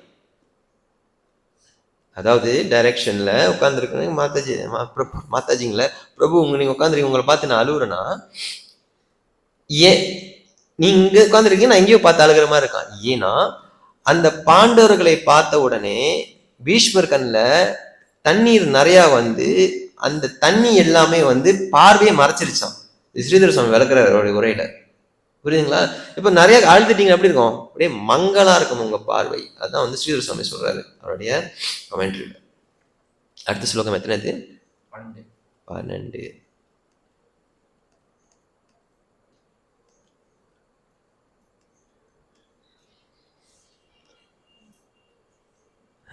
ஓகே, ரொம்ப சீக்கிரமா போனோமா? Okay, understand. அடுத்து 12வது ஸ்லோகம். இப்ப என்ன ஆகுது, இப்ப பீஷ்மர் அந்த பாண்டவர்கள்கிட்ட பேச ஆரம்பிக்க போறாரு. அதுக்கப்புறம் கிருஷ்ணரை புகழ்ந்து பாடுவாரு. முதல்ல பீஷ்மர் என்ன பண்றாரு என்பது பார்க்கலாம். அஹோ கஸ்தம் 9வது அத்தியாயம் 12வது ஸ்லோகம். அஹோ கஷ்டம் அஹோ ஞாப்யம் அஹோ கஷ்டம் அஹோ நியாயம் யத் யூயம் தர்மநந்தனஹ ஜீவிதம் நார்ஹத கிளிஷ்டம் விப்ரா தர்மா சுதஸ்ரயஹ. பீஷ்மதேவர் கூறினார், ஓ எவ்வளவு பயங்கரமான துன்பம், எவ்வளவு பயங்கரமான அநீதி! தர்மமே சுரூபமாவனின் மகன்களான இருந்ததால் நல்லாத்மாக்களான நீங்கள் இவ்வளவு துன்பங்களையும் அனுபவிக்க வேண்டியிருந்தது. அப்பெரும் துன்பங்களுக்கிடையில் நீங்கள் உயிரோடு இருந்தது சாத்தியமாக கூடியதல்ல. இருப்பினும் பிராமணர்களாலும் பகவானாலும் தர்மத்தினாலும் நீங்கள் பாதுகாக்கப்பட்டீர்கள். ஓகே, இப்ப இந்த ஸ்லோகத்தை நீங்க 3ஆ பிரிக்கணும். முதல்ல அன்லிமிட்டெட் சஃபரிங் அப்படின்னா அளவுக்கு அதிகமான துன்பம். யாருக்கு அந்த அளவுக்கு அதிகமான துன்பம் வருது? இல்ல, ப்ரோபர் அந்த டிரான்ஸ்லேஷன் கொடுக்கிறாரு, ரிலிஜியஸ் பர்சோனிஃபைட் அண்ட் பயஸ் பர்சன்ஸ். படிங்க, ரைட்டா? தர்மமே ஸ்வரூபமானவரின் மகன்களாக இருந்ததால். அப்ப தர்மமே ஸ்வரூபமா மகன்களாக இருக்கும் பொழுது அவங்க கஷ்டம் வரக்கூடாது. அப்ப அதான் அவர் சொல்ல வர்றாரு, நீங்க இப்படி இருந்தாலும் நீங்க அன்லிமிட்டெட் எல்லையற்ற சிரமத்தை நீங்க சந்திக்கிறீங்க. யார் எல்லையற்ற சிரமத்தை சந்திக்கிறாக்கா? தர்ம ரிலிஜன் பர்சோனிஃபைட் அண்ட் பயஸ். அப்படின்னா ரொம்ப தர்மவாதிங்க, ரொம்ப புண்ணிய ஆத்மாக்கள் நம்ம சொல்லலாம் புரிஞ்சுக்கிறதுக்காக. அவர்கள் வந்து இந்த கஷ்டத்தை வந்து அனுபவிக்கிறாங்க. அப்ப அந்த கஷ்டத்தை அனுபவிக்கும் பொழுது அதனால அவங்க வந்து பாதிக்கப்பட்டாங்களா அப்படின்னு கேட்டா இல்ல. பிரபு அந்த டிரான்ஸ்லேஷன் சொல்றாரு, they were protected by the brahmanas, god and religion. அவங்க அழிஞ்சு போகல, சிரமம் பட்டாங்க, அவங்க வந்து அதனால அழிந்து போகல, அவங்க வந்து காப்பாற்றப்பட்டாங்க. யாரால? பிராமணர்கள், பகவான், தர்மம். ஓகேயா? இது வந்து ஒரு பக்கம். இப்போ இதை வந்து ஜீவகோஸ்வாமியும் பலதேவ வித்யாபூஷனும் வேற மாதிரி எடுக்கிறாங்க. இப்ப அவங்க என்ன சொல்றாங்க, சரி பிரபு நீங்க சொல்றீங்க எல்லாம் ரைட்டு தான், தர்ம ரிலீஜியஸ் பர்சோனிஃபைட்லாம் சரி, ரிலீஜியஸ் பர்சோனிஃபைட்டா இருந்தாக்கா அவங்கள உண்மையிலே நீங்க பார்க்க போனா இந்த காட், பிராமணா, தர்மா ப்ரொடெக்ட் பண்ணிருக்கணும், சிரமத்துக்கே போக விட்டுருக்கூடாது. ரைட் தானே? அந்த மாதிரி கேள்வி நம்மளுக்கு வரலாம், ஜீவோசம் எடுக்கிறாரு அதை அவர் சந்தர்ப்பால. அப்போ அவர் என்ன சொல்றாருனாக்கா, பாருங்க பீஷ்மர் என்ன சொல்றாருனாக்கா, நீங்க வந்து கஷ்டப்பட்டிருக்கவே கூடாது, ஏன்னா நீ வந்து பிராமணர், கிருஷ்ணர், தர்மத்துக்கிட்ட அடைக்கலம் பட்டிருக்கீங்க, நீங்க கஷ்டப்பட்டிருக்க கூடாது. இன்னொரு பக்கம் நம்ம பாக்குறோம், பிரபா சொல்றாரு, நீங்க வந்து கஷ்டப்பட்டு இருந்தாலும் நீங்க இந்த 3 பேர்த்தோடைய ஆசீர்வாதம் இருக்கிறதுனால நீங்க வந்து காப்பாற்றப்பட்டீர் சொல்றாரு. இன்னொரு பக்கத்தை நம்ம பார்க்கும் பொழுது நீங்க வந்து பார்க்க போனா கஷ்டமே பட்டிருக்கூடாது, ஏன்னா நீங்க வந்து ரிலீஜியஸ் பர்சோனிஃபைட் இவங்கெல்லாம் அவங்க காப்பாத்துறாங்க. அப்ப கன்க்ளூஷன் என்னன்னா, இவங்க வந்து ரொம்ப சிரமப்படுறாங்க. யார் இவங்கனாக்கா பார்த்திருக்கலாம் என்று நம்ம எப்படி அந்த சர்ச்சைக்குள்ள போக முடியும் என்றது வர ஸ்லோகங்கள்ல வந்து பீஷ்மரே வந்து அதற்கு பதிலே வந்து சொல்லுவாரு. ஓகே, அடுத்து நம்ம வந்து 13வது ஸ்லோகம். ஓகே, சம்ஸ்திதே தீரதே பாண்டவ் பிருதா பால பிரஜாவது யுஷ்மாத் கிருதே பஹுன் க்லேஷான் பிராப்தா தோகவதி முஹு.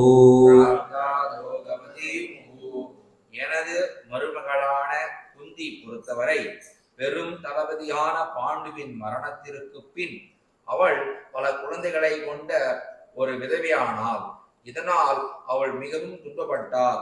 நீங்கள் பருவமடைந்த பொழுது உங்களுடைய செயல்களாலும் அவளுக்கு பெரும் துன்பம் விளைந்தது. ஓகே, இப்ப இதற்கு முன்னாடி பீஷ்மர் சொல்றாரு, நீங்க வந்து அன்லிமிட்டெட் சஃபரிங் சொல்றாரு, அப்படின்னா எல்லையற்ற துன்பம். அப்ப நீங்க மட்டும் துன்பப்படல, உங்க அம்மா குந்தி, உங்களுக்கு ஞாபகம் இருக்கோ இல்லையோ தெரியல, அது சின்ன புள்ளையா இருக்கும் போதுல இருந்தே துன்பத்தை அனுபவிக்கிறது பீஷ்மர் சொல்ல வர்றாரு. அதான் சொல்றாரு பாருங்க, பிரபா சொல்றாரு பாருங்க, she became a widow with many children and therefore she suffered greatly. When you were grown up she suffered a great deal also. அப்ப நீங்க வளர்ந்ததுக்கு அப்புறம் என்ன நடந்துச்சுன்னு உங்களுக்கு தெரியலாம், ஆனா உங்க அம்மா ரொம்ப நாளாவே கஷ்டப்படுறாங்க, ஏன்னா உங்க அப்பா ரொம்ப காலத்துக்கு முன்னே காலமாயிட்டாரு என்றது வந்து பீஷ்மர் வந்து அவருடைய கிரீஃப், அவருடைய வேதனையை வந்து பாண்டவர்கிட்ட வந்து சொல்றாங்க. இப்போ நம்மளுக்கு வந்து ஒரு கேள்வி, இந்த பாண்டவர்கள் எல்லாருமே வந்து தர்மவாதிகள், அவர்கள்லாம் வந்து உத்தம புத்திரர்கள், இவர்களுக்கு ஏன் கஷ்டம்? ரைட் தானே பிரபு? நியாயமான கேள்வி தானே? இப்போ கவுந்தியா பிரபு யோசிப்பார், இருப்ப யுதிஷ்டிர மகாராஜா ரொம்ப நல்லவருன்றீங்க, ஏன் பிரபு அவருக்கு வந்து இவ்வளவு கஷ்டம்? அடுத்து 4-3 ஸ்லோகம் நீங்க புரிஞ்சுக்கிட்டீங்கன்னா அதுதான், அது நீங்க வாழ்க்கையில அப்ளை பண்ணீங்கன்னா முடிஞ்சிருச்சு.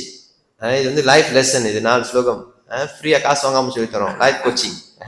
அதான் காசு வாங்கிட்டு ஏமாத்துறாங்க, அதெல்லாம் நம்பாதீங்க. ஓகே, இப்ப நம்ம எத்தனாவது ஸ்லோகத்துல இருக்கோம்? 14. இப்போ உண்மையிலே இவங்களுடைய சிரமத்துக்கு என்ன காரணம்? காப்பாத்தலாம், காப்பாத்தாம இருந்திருக்கலாம், எல்லாமே சரி. பார்க்க போனா அவங்க வந்து சிரமப்பட்டிருக்க கூடாது, சரி சிரமப்பட்டுட்டாங்க.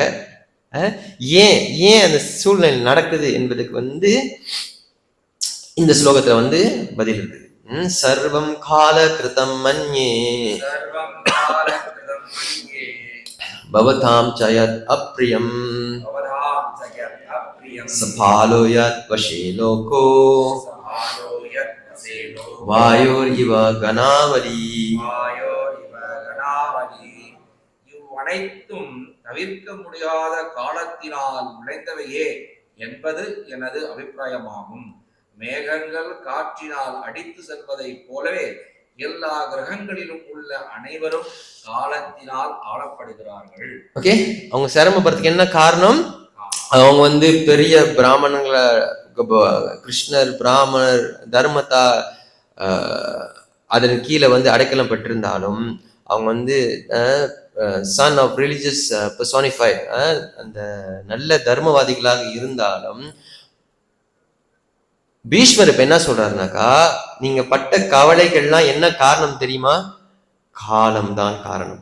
எப்படி மேல எப்படி காற்றடிக்கும் போது இந்த மேகம் இந்த காற்று வந்து நவுத்திட்டு போகுதோ அதே போல அது நிப்பாட்ட முடியுமா? அந்த மேகத்தால பிரபு சொல்றாரு பாருங்க, just as the clouds are carried by the wind. அந்த மேகங்கள் காத்தடிக்கும் பொழுது அந்த மேகம் நிப்பாட்ட முடியுமா? முடியாது. ஓகே, அப்ப பீஷ்மர் சொல்றாரு, நீங்க இதெல்லாம் பட்டதுக்கு காரணம் என்னன்னாக்கா காலம் என்ற ஒரு விஷயத்தை வந்து பீஷ்மர் வந்து அங்கே திணிக்கிறாரு. அப்போ விஷ்ணு சக்கரவர்த்தி தாக்கூர் வந்து சொல்றாரு, இது நிச்சயமா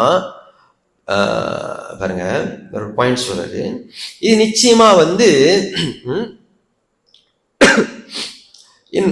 பெரும்பாலும் நம்ம வந்து இன்பம் துன்பம் எடுத்தாலே வந்து நம்மளுடைய பிராரப்த கர்மானாலதான் நடக்குது நம்மளுக்கு தெரியும். அதாவது முன்னாடி செஞ்ச கர்மத்தினால கஷ்டப்படுறோம் சந்தோஷப்படுறோம். ஆனா இவர்களுக்கு வந்து அது வந்து சரியா வராது. ஏன்னா இவர் வந்து பாவத்தினால வந்து ஆளாக்கிட்டு சொன்னாக்கா, யுதிஷ்டிர மகாராஜா வந்து தர்மமே தலையா நிக்கிறவர் அவர் வந்து. சோ அது வந்து அந்த காரணமாக இருக்க முடியாது. அப்போ கிருஷ்ணர் வந்து இவர்களை வந்து சோதிக்கிறாரா அப்படின்னு கேட்டா அதுவும் கிடையாது. ஏன்னா கிருஷ்ணர் தான் வந்து இவருக்கு பிடித்தமானவர்கள். அப்போ இதுக்கு என்ன காரணம்? காலம் என்ற விஷயத்தை வந்து அங்க சொல்றாரு. அப்போ ஸ்ரீதர சுவாமி வந்து ஒரு ஒரு ஒரு பாயிண்ட் சொல்றாரு. என்ன சொல்றாருனாக்கா, இந்த ஸ்லோகத்துல நம்ம என்ன புரிஞ்சுக்கணும்னாக்கா, இந்த காலம் என்பது வந்து காசிங் மிஸ்ஃபார்ச்சூன் டு மேன்கைண்ட். நம்மளுக்கு நடக்கிறது நல்லது கெட்டதுக்கு எல்லாமே காரணம் என்னது? காலம். ஓகேங்களா ப்ரோ? புரியுதா? ஓகே, அடுத்த ஸ்லோகம் 15. ஓகே. யத்ர தர்ம சுதோ ராஜா கதா பாணி ப்ருகோதரஹ கிருஷ்ணோ ஸ்ரீ காந்தீவம் சாபம் சுஹ்ருத் கிருஷ்ணஸ்ததோ விபத். தவிர்க்க முடியாத காலத்தின் ஆதிக்கம் எவ்வளவு அற்புதமாக உள்ளது. அது மாற்றப்பட்ட முடியாததாகும். இல்லையெனில் தர்மதேவரின் மகனான யுதிஷ்டிர மகாராஜன், கதாயுத வீரனான பீமன், சக்தி வாய்ந்த காண்டிபத்தை கொண்ட சிறந்த வில்லாளியான அர்ஜுனன், மேலும் அனைத்திற்கும் மேலாக பாண்டவர்களின் நலத்தில் நேரடியாக அக்கறை கொண்டுள்ள பகவான் ஆகியோரின் முன் எப்படி கஷ்டங்கள் ஏற்படக்கூடும். அப்படி பாருங்க அந்த பாயிண்ட். சோ இப்போ வந்து இதுல என்ன விளக்குறாங்கனாக்கா, தாசிய ரசம், சாக்கிய ரசம், வாத்சல்ய ரசத்துல இருக்கக்கூடிய அந்த பாண்டவர்களுடைய நிலை இப்ப என்ன? எல்லா ரசத்திலயும் இருக்கிறாங்க அவங்க. அர்ஜுனன் எப்படி இருக்கிறாரு, பீமன் எப்படி இருக்கிறான், யுதிஷ்டிரர் எப்படி இருக்காரு நம்ம வந்து பாக்குறோம். அவங்களுக்கே வந்து இப்ப வந்து இங்க வந்து சிரமம் வருது. அதான் வந்து எங்க சொல்றாங்க. அப்போ above all the Lord, the direct well wisher of the Pandava, அப்ப பகவானும் வந்து அங்க இருக்கிறாரு. ஏன் இது வந்து ரிவர்ஸ்னா ஏன் இது வந்து நம்ம தலைகீழ ஆக்க முடியல? அதுதான் வந்து கேள்வி. பிரபாட் சொல்றாரு, despite the power of wise acts, power of personalities, the power of expert management, power of weapons under direct supervision of Krishna, the Pandavas suffered so many practical reverses which can only be explained as due to the influence of Kala, inevitable time. Kala is identical with the Lord himself. So time என்பது வந்து the Lord himself, and therefore the influence of Kala indicates the inexplicable wish of the Lord himself. Okay, அப்போ இந்த காலம் ஏன் இப்படி நடக்குதுன்னா இதெல்லாம் யாருடைய சுவிட்சு? பகவான் சுவிட்ச் போறாரு. There nothing to be lamented when a matter is beyond the control of any human. பிரபு சொல்றாரு, உங்க சக்திக்கு அப்பாற்பட்ட எந்த விஷயம் நடந்தாலும் அதனால நீங்க வருத்தப்படுறதுனால பிரயோஜனமே இல்லைன்னு சொல்றாரு. ஏன்னா நீங்க காலத்தோடைய கட்டுப்பாட்டின் கீழே வந்திருக்கிறீங்க. அந்த காலத்துக்கு அதிபதி யாரு? கிருஷ்ணர். எவ்வளவு புரியுதுங்களா? சரி, நிறைய காமெண்ட்ஸ். ஆக்சுவலி காலம் டைம், அதாவது டைம்னாக்கா நம்ம நேரம் அது ஓடக்கூடியது தான் காலம். அதை நீங்க விதின்னு ஒரு புரியுறதுக்காக நீங்க சொல்லிக்கலாம். அது என்ன விதினா என்ன? பேசிக்கலி என்னது? ஒரு ஏற்கனவே உங்களுக்கு சொல்லிட்டாங்க பிரபு, பரிசித் மகாராஜ் சொல்றாரு நீ 7 நாள் பாம்பு, அது ஒரு விதி அவருக்கு. ஆனா அந்த விதி ஆக்சுவலி காலத்துடைய கட்டுப்பாட்டு கீழே தான் வருது. ஸோ அந்த காலம் என்பது பகவான் ஸ்ரீ கிருஷ்ணர். ஓகே, பாருங்க சொல்றாரு.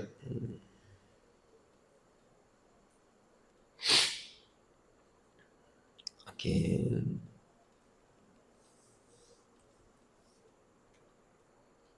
அப்போ ஜீவ கோஸ்வாமி சொல்றாரு,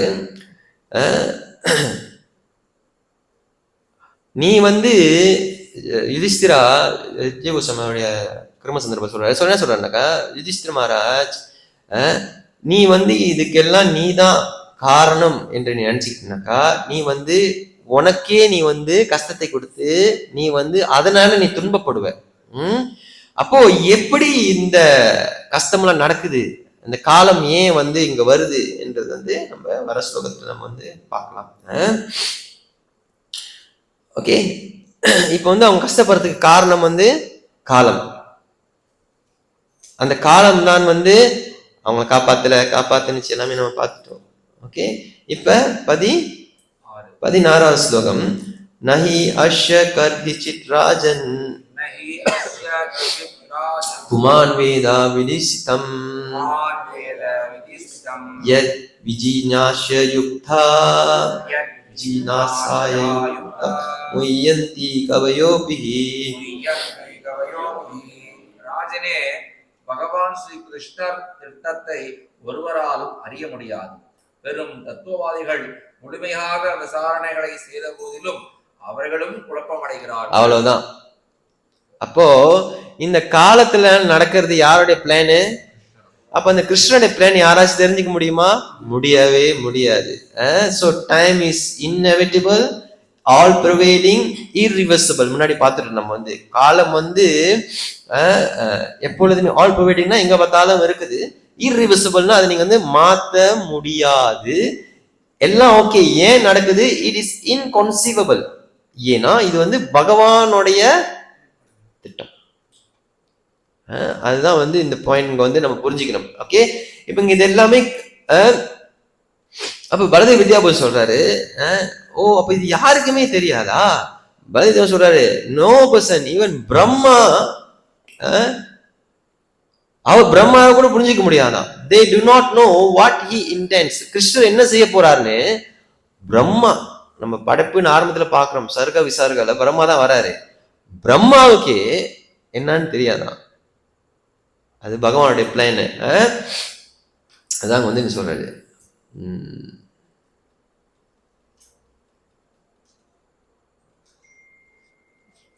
Everyone agrees that no one can interfere the plan of Krishna and no one can even understand what plans are even today. Krishna சக்கரவர்த்தி சொல்றாரு, எல்லாரும் ஒத்துக்குங்கப்பா. அவர் ஸ்ருதியிலிருந்து எடுக்கிறாரு, ஸ்லோகங்கள் எடுக்கிறாரு.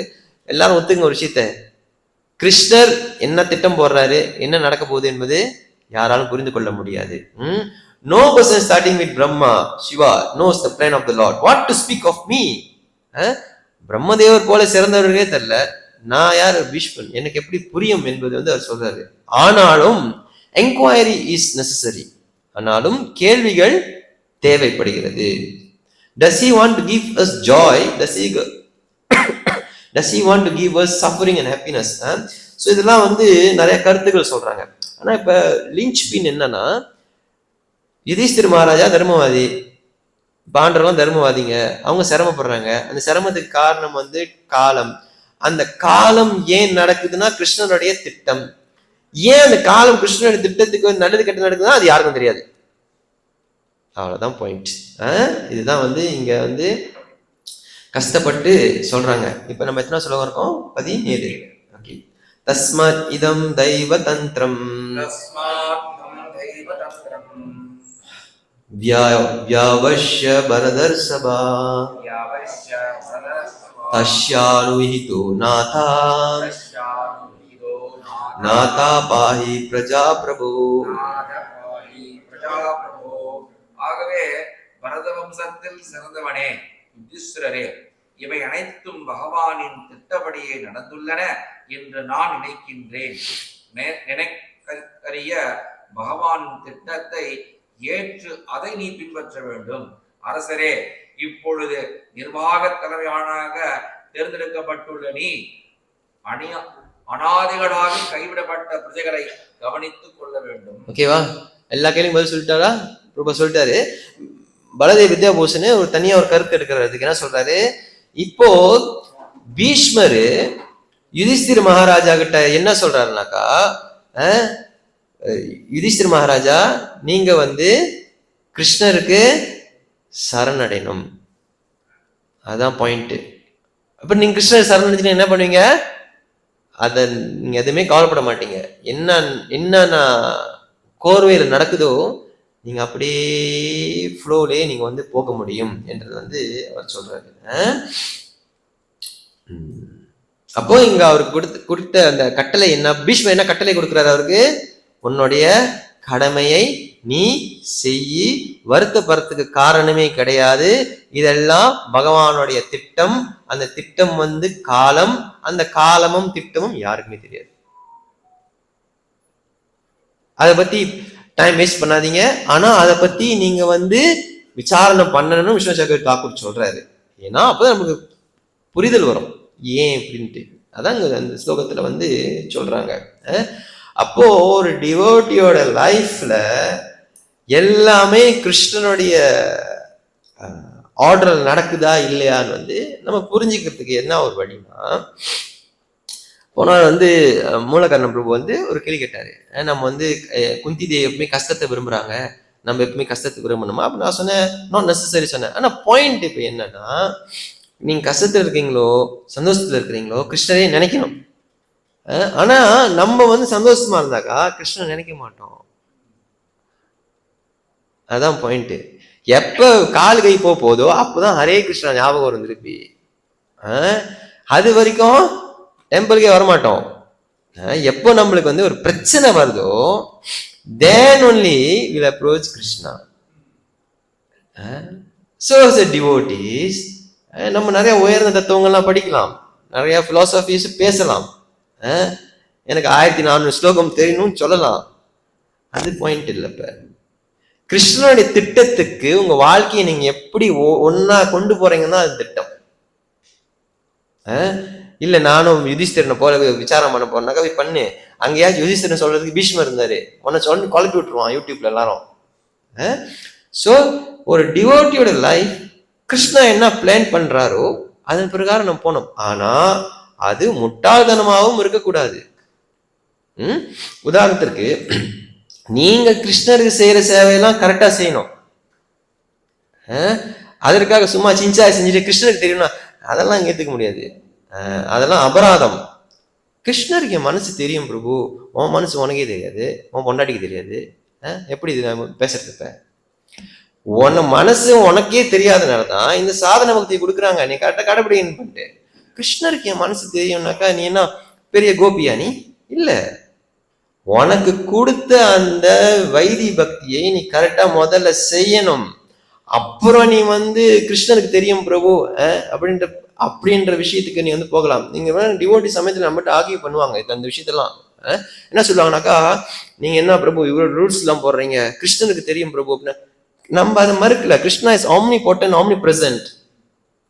ஆனா இந்த சட்டத்திட்டத்தை யாரு கொடுக்குறா? ஆச்சாரியர்கள் கொடுக்குறாங்க. ஆச்சாரிய சட்டத்திட்டத்தை மீறி நீங்க கிருஷ்ணரை சேவை பண்ணீங்கன்னா சந்தோஷப்படுவாரா? Common sense பிரபுது. நீங்க எங்கேயாச்சும் படிச்சிருப்பீங்க, எதனாச்சும் ஒரு பெரிய பக்தர் பிரபு பேட்டால் போனாலும் அந்த மாதிரிலாம் நம்ம விக்கிரகத்தோடலாமான்னு. திருப்பானாழ்வார் அவ்வளோ பெரிய பக்தர். அவர் வந்து அவர் வந்து நீச்சனா நினைச்சுக்கிறாரு. நைச்சானுபாவம் சொல்லுவாங்க அத மணி பிரபாதத்துல. அதாவது வந்து யாரு ஆக தாழ்ந்தவன் இருக்கானோ அதை விட தாழ்ந்தவன் நான் திருப்பானாள் நினைக்கிறது. அந்த திருப்பானாழ்வார தேடி பகவானே போறாரு. வேஷம் போட்டுட்டு இருக்கிறவங்களாம் என்ன பண்றாங்க, கிருஷ்ணரை தேடி இவங்க போறாங்க. ஆனா திருப்பானாழ்வார் என்ன நினைக்கிறாரு, நான் தகுதியற்றவன் நினைக்கிற திருப்பானாழ்வாருக்கு பகவான் என்ன பண்றாரு, பகவானே தேடி போறாரு பிரபு. இதுதான். ஸோ நம்ம சாதன பக்தி, நம்மளுடைய ரூல்ஸ் ரெகுலேஷன்ஸ் ரொம்ப முக்கியம். ஏன்னா அது நம்ம ஸ்ட்ராங்கா இருந்தா தான் பிரபு, நம்ம அந்த சென்டிமெண்டல் சஹஜியாக ஆயிட மாட்டோம். நம்ம ஒரு நீங்க வந்து இந்த பெங்காலோட ஹிஸ்டரி படிச்சீங்கன்னா இந்த இதெல்லாம் நீங்க பார்க்கலாம். அபசம்பிரதாயால நிறைய இருக்கும். அது அவுலா பவுலா சகிபேக் இதெல்லாம் நிறைய அந்த மாதிரிலாம் இருக்கும். பக்தி டாக் பக்தி இந்த மாதிரி அந்த வரலாறு நீங்க படிச்சீங்க அதெல்லாம் படிக்கலாம். ஸோ இந்த மாதிரிலாம் வந்து நம்மளுக்கு அந்த விதிமுறைகள் குருமார் நம்மளுக்கு சொல்லிக் கொடுக்கல. ஸோ பிரபுபாதர் நம்மளுக்கு என்ன சொல்லித்தரார், பக்தி சித்தாந்த சாஸ்திரி டாக்கூர் என்ன சொல்லித்தரார், சிதன்ய மகாபிரபு என்ன சொல்லித்தரார், அதை நம்ம வந்து கையாள வேண்டும்.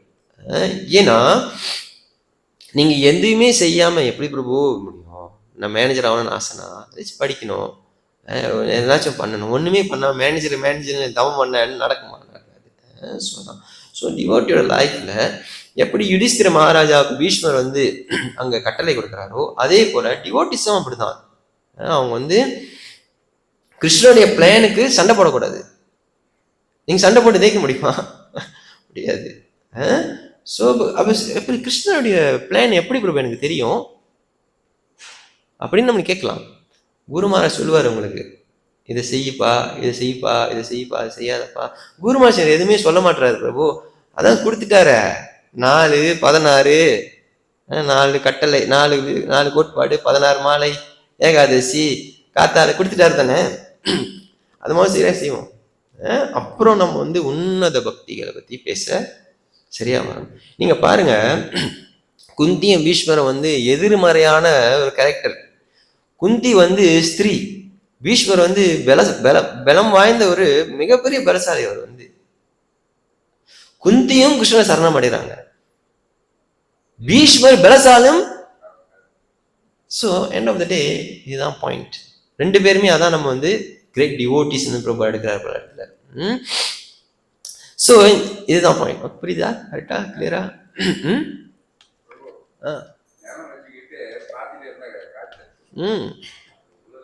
ஆமா, பிரபு சொல்ற லேண்ட் வச்சிருக்கோம், அது நம்ம வந்து விவசாயம் பண்ணாதான் அதனால நம்ம என்னாச்சும் ஃப்ரூட்ஸ் ரீட் பண்ண முடியும். இல்லைன்னா சும்மா நிலம் வச்சிருக்கேன் கையில் ஒரு தேன், பிரபா சொல்வார், கையில் தேன் பாத்திரம் வச்சுக்கிட்டு தேன் எடுத்து வாயில போட்டால் தானே உங்களுக்கு டேஸ்ட் தெரியும். தேனி நீக்கும் தெரியுமா? தெரியாது. அது வந்து ஆர்டிஃபிஷியல். அதான் சொல்றாரு. அப்போ இந்த காலத்தோட வந்து திட்டத்தை வந்து யாராலும் புரிந்து கொள்ள முடியாது. யாராலும் புரிந்து கொள்ள முடியாது? பிரம்மருக்கும் தெரியலையா, பெரிய தேவர்களும் தெரியலையா. ஸ்ரீராமாயணம் எடுத்தீங்கன்னா சீதைக்கே தெரியலையா. ஸ்ரீராமாயணத்தை எடுத்தீங்கன்னாக்கா சீதை யார் தூக்கிட்டு போறான்? ராவணன் தூக்கிட்டு போயிட்டான். ராவணன் தூக்கிட்டு போய் அவங்க வந்து இந்த அசோகாவனத்துல வந்து வச்சிருக்கிறான். அங்க வச்சிருக்கும் பொழுது வந்து ராமர் வந்து இங்க சீதையை வந்து தேடிட்டு இருக்கிறாரு. சீதை வந்து ராமர் அங்க தேடிட்டு இருக்கும் பொழுது அங்க நிறைய பிரிவுகளா பிரிச்சு வந்து அங்கங்க அனுப்புறாங்க. எல்லா கூட்டத்தையும் நிறைய திக்குகள் அனுப்புறாரு. அப்ப ஒரு இடத்துக்கு வந்து ஹனுமானுடைய கூட்டம் வந்து போறாங்க. அப்ப ஹனுமான் வந்து அந்த கடலை ஜம்ப் பண்ணி லங்கைக்கு வந்து போறாரு. போய் வந்து அங்க சீதையை தேடுறாரு. சீதை வந்து அவங்க கண்ணுக்கு தெரியல. அப்போ அப்படியோ எல்லாம் முடிச்சு கிடிச்சு மரத்து மேல போய் ஒரு மரத்து மேல போய் உட்காடுறாரு. அந்த மரத்து மேல போய் உட்காரும் பொழுது அவர் வந்து சீதையை வந்து பாக்குறாரு. அதுக்கு முன்னாடி வந்து திரிஜடை வருவா. திரிஜடை யாருன்னா ராவணனுடைய சகோதரி.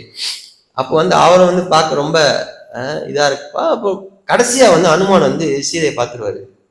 மரத்துக்கு மேல இருந்து பார்ப்பாரு. சீதையை பார்த்த உடனே சீதையோடைய நிலை என்ன என்பதை வந்து நம்ம வந்து ஹனுமான் வந்து அங்க சொல்றாரு. என்னன்னாக்கா சீதை வந்து இந்த காலத்தின் கோலத்தை ராமருடைய கட்டளையாகவே வந்து ஏற்று அங்க வாழ்றாங்களாம். அது சொல்றாரு பாருங்க. அரிது போகவோ விதிவழி கடக்க என்று அஞ்சி பிரிதி வானவன் குலத்தையும் பழியும் பார சுருதி நாயகன் வரும் என்பதோர் துணிவாள் கருதி மாதிரம் அனைத்தையும் அளக்கின்ற கண்ணால் சொல்றாங்க. அரிது போகவோ விதிவழி கடக்க என்று அஞ்சி, எனக்கு அரிது போகவோனாக்கா தற்கொலை பண்ணிக்கிறதுக்கு அஞ்சி, எனக்கு தற்கொலை பண்ணிக்கிறதுக்கு என்ன சொல்றேன், பயம் இல்லை, மனசு வரல. அரிது போகவோ கடக்க என்று அஞ்சி, ஏன்னா இது விதி வழின்னு சொல்றாங்க. ஏன்னா இது காலத்தின் கோலம். அப்போ ஆனா அவங்க இது தெரியுது, என்ன தெரியுது, சுருதி நாயகன் வரும் என்பதோர் துணிவாள். என்ன நினைக்கிறாங்க, சுருதி நாயகன்னா யாரு, ராமர். ராமர் நிச்சயமா என்னை கைவிட மாட்டார் என்றது மட்டும் எனக்கு தெரியும், அதனால விதியை நான் மாத்தக்கூடாது என்று சீதை நினைக்கிறாங்க. அடுத்து சொல்றாங்க, பிரிதி வானவன் குலத்தையும் பழியும் பார. ராமர் எனக்காக வரலனாலும் அவர் குலத்துக்காகவாவது என்னை காப்பாத்த வருவார் என்று சீதை அவங்கள ஆசுவாசப்படுத்திக்கிறாங்க. கருதி மாதிரம் அனைத்தையும் அழகின்ற கண்ண 10 திக்கில பாக்குறாங்க. என்ன சொல்றாங்க, என்ன சீதை என்ன சொல்றாங்க, நீங்க நல்லா விட்டு கொடிக்கணும். இப்ப சீதை கிரேட்டஸ்ட் டிவோட்டி. அந்த டிவோட்டிக்கே ராமருடைய பிளான் தெரியல. ராமர் வராம குரங்கு மட்டும் தான் வந்திருக்குதாங்க. இப்ப ரைட்டு தானே? அப்ப சீதை என்ன நினைக்கிறாங்க, நிச்சயமா ராமர் வருவார் என்று தெரியும், அதற்காக விதியை நான் என் கையில் எடுக்கக்கூடாது என்று முதல்ல சொல்றாங்க. ராமர் எனக்காக வரலனாலும் அவருடைய அந்த குடும்பம் அவருடைய வாக்குக்காக நிச்சயமா வருவார் என்றது சீதையோடைய கூற்று. அப்ப சீதை என்ன நினைக்கிறாங்க, எந்த வகையான ஃபேத், எந்த வகையான தலையெடுத்து, எந்த வகையான கஷ்டத்தில் இருந்தாலும் சுருதி நாயகன் ராமர் நிச்சயமா என்னை காப்பாற்றுவார் என்பது சீதையோடைய முழுமையான நம்பிக்கை. ஸோ இப்போ டிவோட்டி எப்படி இருக்கணும், அப்படி இருக்கணும். ஓகே. ஆனா இப்ப சீதை எங்க இருக்கிறாங்க, இப்ப நம்ம எல்லாம் எங்க இருக்கிறோம், குளிமல இருக்கிறோம், பிரபு கேரள இருக்கிறார். ஆனா இது என்ன இடம், சம்சாரம். எப்படி இருக்கும், இங்க உள்ள இருக்கும்போது கொஞ்சம் குளிர்ச்சியா இருக்கும். இப்ப குளிர்ச்சியா இருக்க இடத்துக்கு அவர் வரமாட்டாங்க. இப்ப நம்ம என்ன பண்ண முடியும்? இதுதான் நித்தாய் பத கமலா கோத்தி சந்திர சுசிதலா ஜாய ஜெகத் ஜுர. இது மட்டும்தான் உங்களுக்கு ஒரு ஆஸ்வாசம் கொடுக்கக்கூடிய இடம். இங்கேயே வரமாட்டாங்க. ஏன்னா அவங்களுக்கு தெரியல, அது எரியறது நெருப்பா அவங்களுக்கு தெரியல. அதனால ஜோக்கா லோஷன் போட்ட மாதிரி இருக்கு அவங்களுக்கு. எப்படின்னா அனுமானுக்கு வால்ல தீ வச்சுட்டாங்க. ஆனா ஹனுமானுக்கு எப்படி இருந்துச்சான், ஐஸ் மாதிரி இருந்துச்சான். கம்பர் வர்ணிக்கிறாரு, ஏன்னா சீதையோடைய பிரார்த்தனை. ஆனா இங்க இருந்து உண்மையே சுடுது, ஆனா வேஷம் போட்டுக்கிட்டு நம்ம இங்க வராம இருக்கிறோம். அப்போ இந்த சீதை இப்படி நினைக்கிறாங்க. ஆனா அந்த சீதையோடைய நிலை என்னன்னு நீங்க பாத்தீங்கன்னாக்கா, துயிலற கண்கள் எமைத்தலமும் முகித்தலமும் துறந்தால் வெயில் இடை தந்த விளக்கு என்ன ஒளி இல்லா மெய்யாள் மயில் இயல் குயில் மலையால் மான் நிலம் பேடை அயிலிரு வெம் புலிக்களத்து அகப்பட்டது. அண்ணா சீதை எப்படி இருக்காங்கனாக்கா, மயில் போல கண்ணு, குயில் போல குரலு, மானை போல ஒரு உருவம். அது சீதை. எங்க போய் மாட்டிக்கிட்டு இருக்காங்க, அயில் இரு வெம் புலிக்குளத்து அகப்பட்டது. நம்மளாம் அங்கதான் மாட்டிக்கிட்டு இருக்கோம், புலிக்குளத்துல. அப்ப அவங்க என்ன, இந்த மாதிரி சிச்சுவேஷன்ல சீதை இருந்தாலும் சீதை இப்ப என்ன நினைக்கிறாங்க, ராமர் நிச்சயமா என்னை காப்பாற்ற வருவார் என்பதுதான் அவங்களுடைய சிந்தனை. ஓகே. அடுத்து 18வது ஸ்லோகம். இப்போ பீஷ்மர் கிருஷ்ணரை புகழ போறார். ரொம்ப உருக்கமான கட்டம். 6 ஸ்லோகம் 7 ஸ்லோகம் தான் இருக்கும். ஓகே, கண்டினியூ பண்ணலாமா, அடுத்த வாரம் பார்க்கலாமா? ரெடி? ஏன் இஷ்டம், நான் முடியாது கிளாஸ். ஓகேனா? அப்படின்னா நம்ம அடுத்த வாரம் செய்வோமா? இது 6 7 ஸ்லோகம் வரும். நெக்ஸ்ட் வீக் பண்ணுவோம்.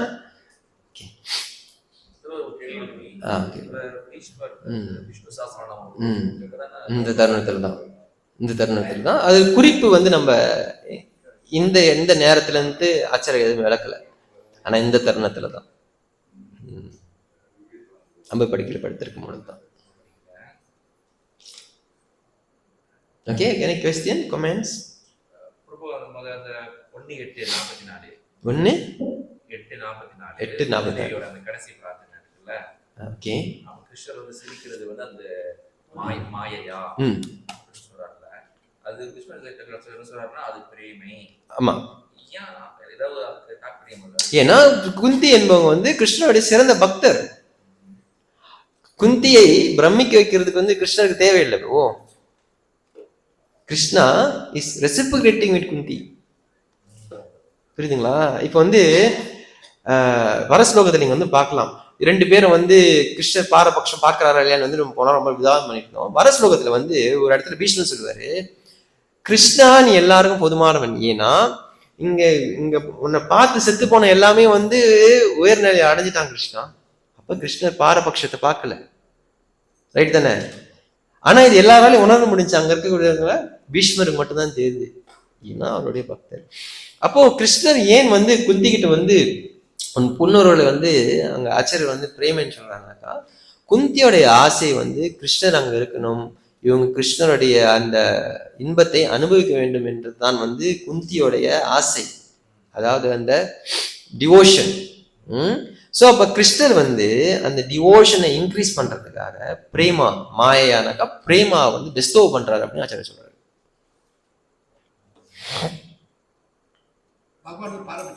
இல்ல அது வர்றது நம்ம ஓகே ப்ரோ, புரியுதுங்களா? இப்ப மாயானாக்கா பேசிக்கலி வந்து கிருஷ்ணாவோட மெர்சி, நீங்க அந்த மாதிரி புரிஞ்சுங்க, கிருஷ்ணாவுடைய மெர்சி. ஸோ கிருஷ்ணாவுடைய மெர்சி வந்து பல வகையில நீங்க வந்து பார்க்கலாம். அப்ப நம்ம வந்து பார்த்தோம் பரிஷிட் கருவத்துல, உத்திரேடு கருவத்துல பரிஷிட்டை காப்பாத்துனது எந்த சக்தி? கிருஷ்ணனுடைய கருணா என்ற சக்தின்னு வந்து விஜய் சக்கரவர்த்தி சொல்ல பார்த்தோம், ரைட் தானே? அதே போல மெர்சி அது எப்படி இருக்கலாம், அது நம்ம கட்டுறது, அது நம்ம எப்படி பாக்குறோமோ. ஆட தெரியாதவனுக்கு மேட கோணை, அந்த மாதிரிதான்.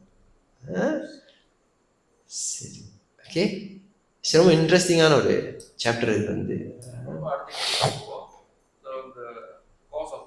எல்லா துன்பங்களுக்கும் காரணம் காலா. சரி, அந்த காலா என்பது பகவானுடைய பிளான். அப்ப ஜீவனுடைய அவனுடைய கர்மா, அப்ப அதோடைய விளைவு என்ன? அப்ப அந்த ஜீவன் வந்து பாவம் பண்றான், பாவத்துக்கு ஏற்ற பலன் அனுபவிக்கிறான். அப்ப இது எப்படி நம்ம எடுத்துக்கொள்றது? ஓகே, இப்ப நீங்க என்ன புரிஞ்சுக்கணும்னாக்கா, கிருஷ்ணர் பேசுறது வந்து உன்னத பக்தர்களை பத்தி பேசுறாரு. அதனால விஷ்ணு சக்கரவர்த்தி தாக்கூர் சொல்றாரு பிராரப்த கர்மா இவங்களுக்கு செல்லாதுன்ட்டாரு. அப்ப 10:88-80 ஸ்லோகத்துல பாத்தீங்கன்னா 10th canto 88 chapter 88 டெக்ஸ்ட்ல நீங்க பாத்தீங்கன்னா கிருஷ்ணர் என்ன சொல்றாரு? எப்ப எனக்கு ஒரு அதிகமா ஆசை வருதோ அளவுக்கு அதிகமா துன்பத்தை கொடுக்கணும்னு சொல்றாரு 10:88-80. சரியா? அப்போ நம்மளுடைய பிராரப்த கர்மானால நம்ம தவிக்கிறோங்க. ஆனா யுதிஷ்டிர போல மகாராஜா அவங்க எப்படி இருக்காங்க? கிருஷ்ணாவுடைய டைரக்ட் பிளான்ல இருக்கிறாங்க. நம்மளும் நம்ம வாழ்க்கையை அந்த மாதிரி வந்து உயர்த்தி கொள்ள வேண்டும். இது கிருஷ்ணாவுடைய பிளான். இருந்தாலும் நீங்க வந்து ஒரு வாட்டி பகவானுக்கு நீங்க சர்வ் பண்ணிட்டீங்கன்னா Krishna will take care of your family. Take care of everything. So அந்த மனோபானத்துக்கு நம்ம வரணும். முதல்ல கிருஷ்ணா will take care. அந்த மனோபானத்துல வந்துட்டோமா அப்புறம் நம்மளுக்கு வந்து எல்லாமே கிருஷ்ணாவுடைய டெஸ்ட் தாங்க. கிருஷ்ணாவில் எப்படி வந்து பிரபு சொல்றாரு இல்லையா, அந்த ஒரு ஸ்கல்ப்சர் வந்து எப்படி அந்த அந்த சிலையை செதுக்கி கொண்டு வரணும், துன்பங்கள்லாம் அழகா அவங்களை செதுக்கி கொண்டு வர்றதுக்கு தான். பாண்டவர்கள் வந்து பிராரப்தமா செல்லாது, விஸ்வசங்கர் டாக்கூர் சொல்றாரு. ஏன்னா அந்த மாதிரியான பக்தர்கள்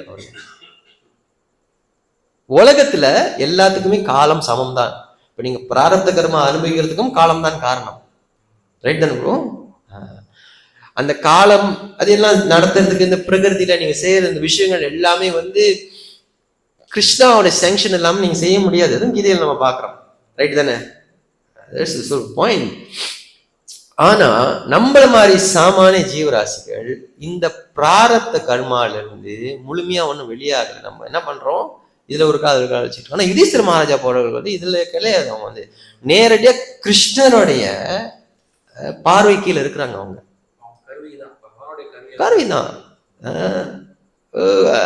கிருஷ்ணன் சொல்றாரு இல்லையா, நிமித்த மாத்திரம் பவ சவ்ய சாட்சின்னு சொல்றாரு இல்லையா, என் கையில் ஒரு கருவியா சவ்ய சாட்சின்னு கிருஷ்ணன் சொல்றாரு.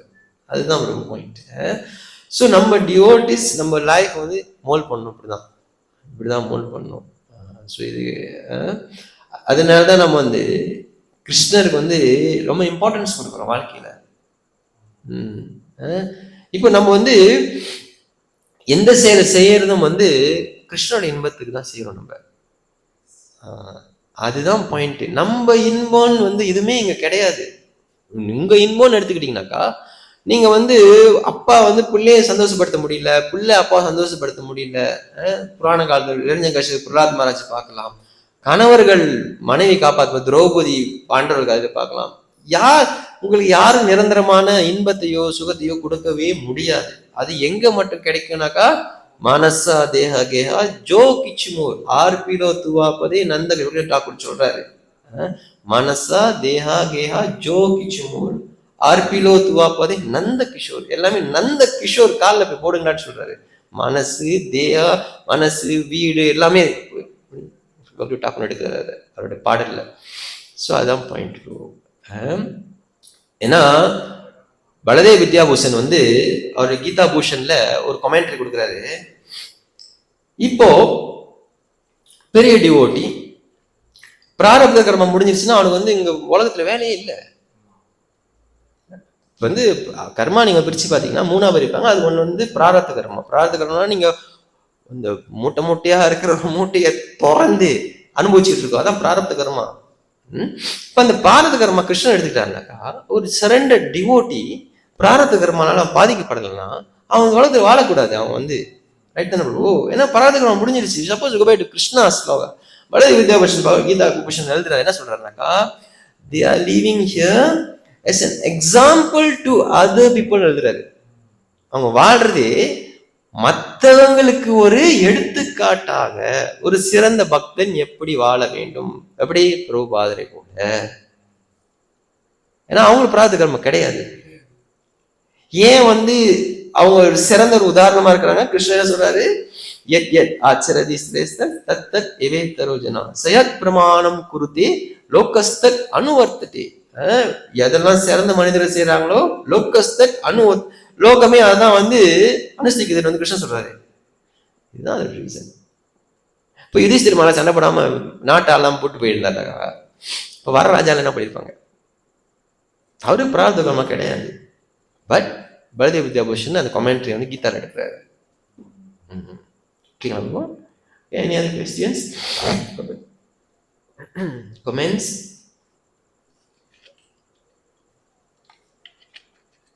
Okay, I understand. So நம்ம ரீகேப் பண்ணிடலாமா? ரொம்ப நாள் ஆச்சு ரீகேப் பண்ணி.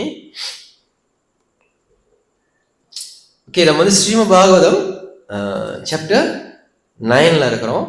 இப்போ நம்ம திருப்பியும் கொஸ்தானுக்கு சாப்டர் 1 போகலாமா? ஓகேயா? சாப்டர் 1 இருந்து வருவோம்.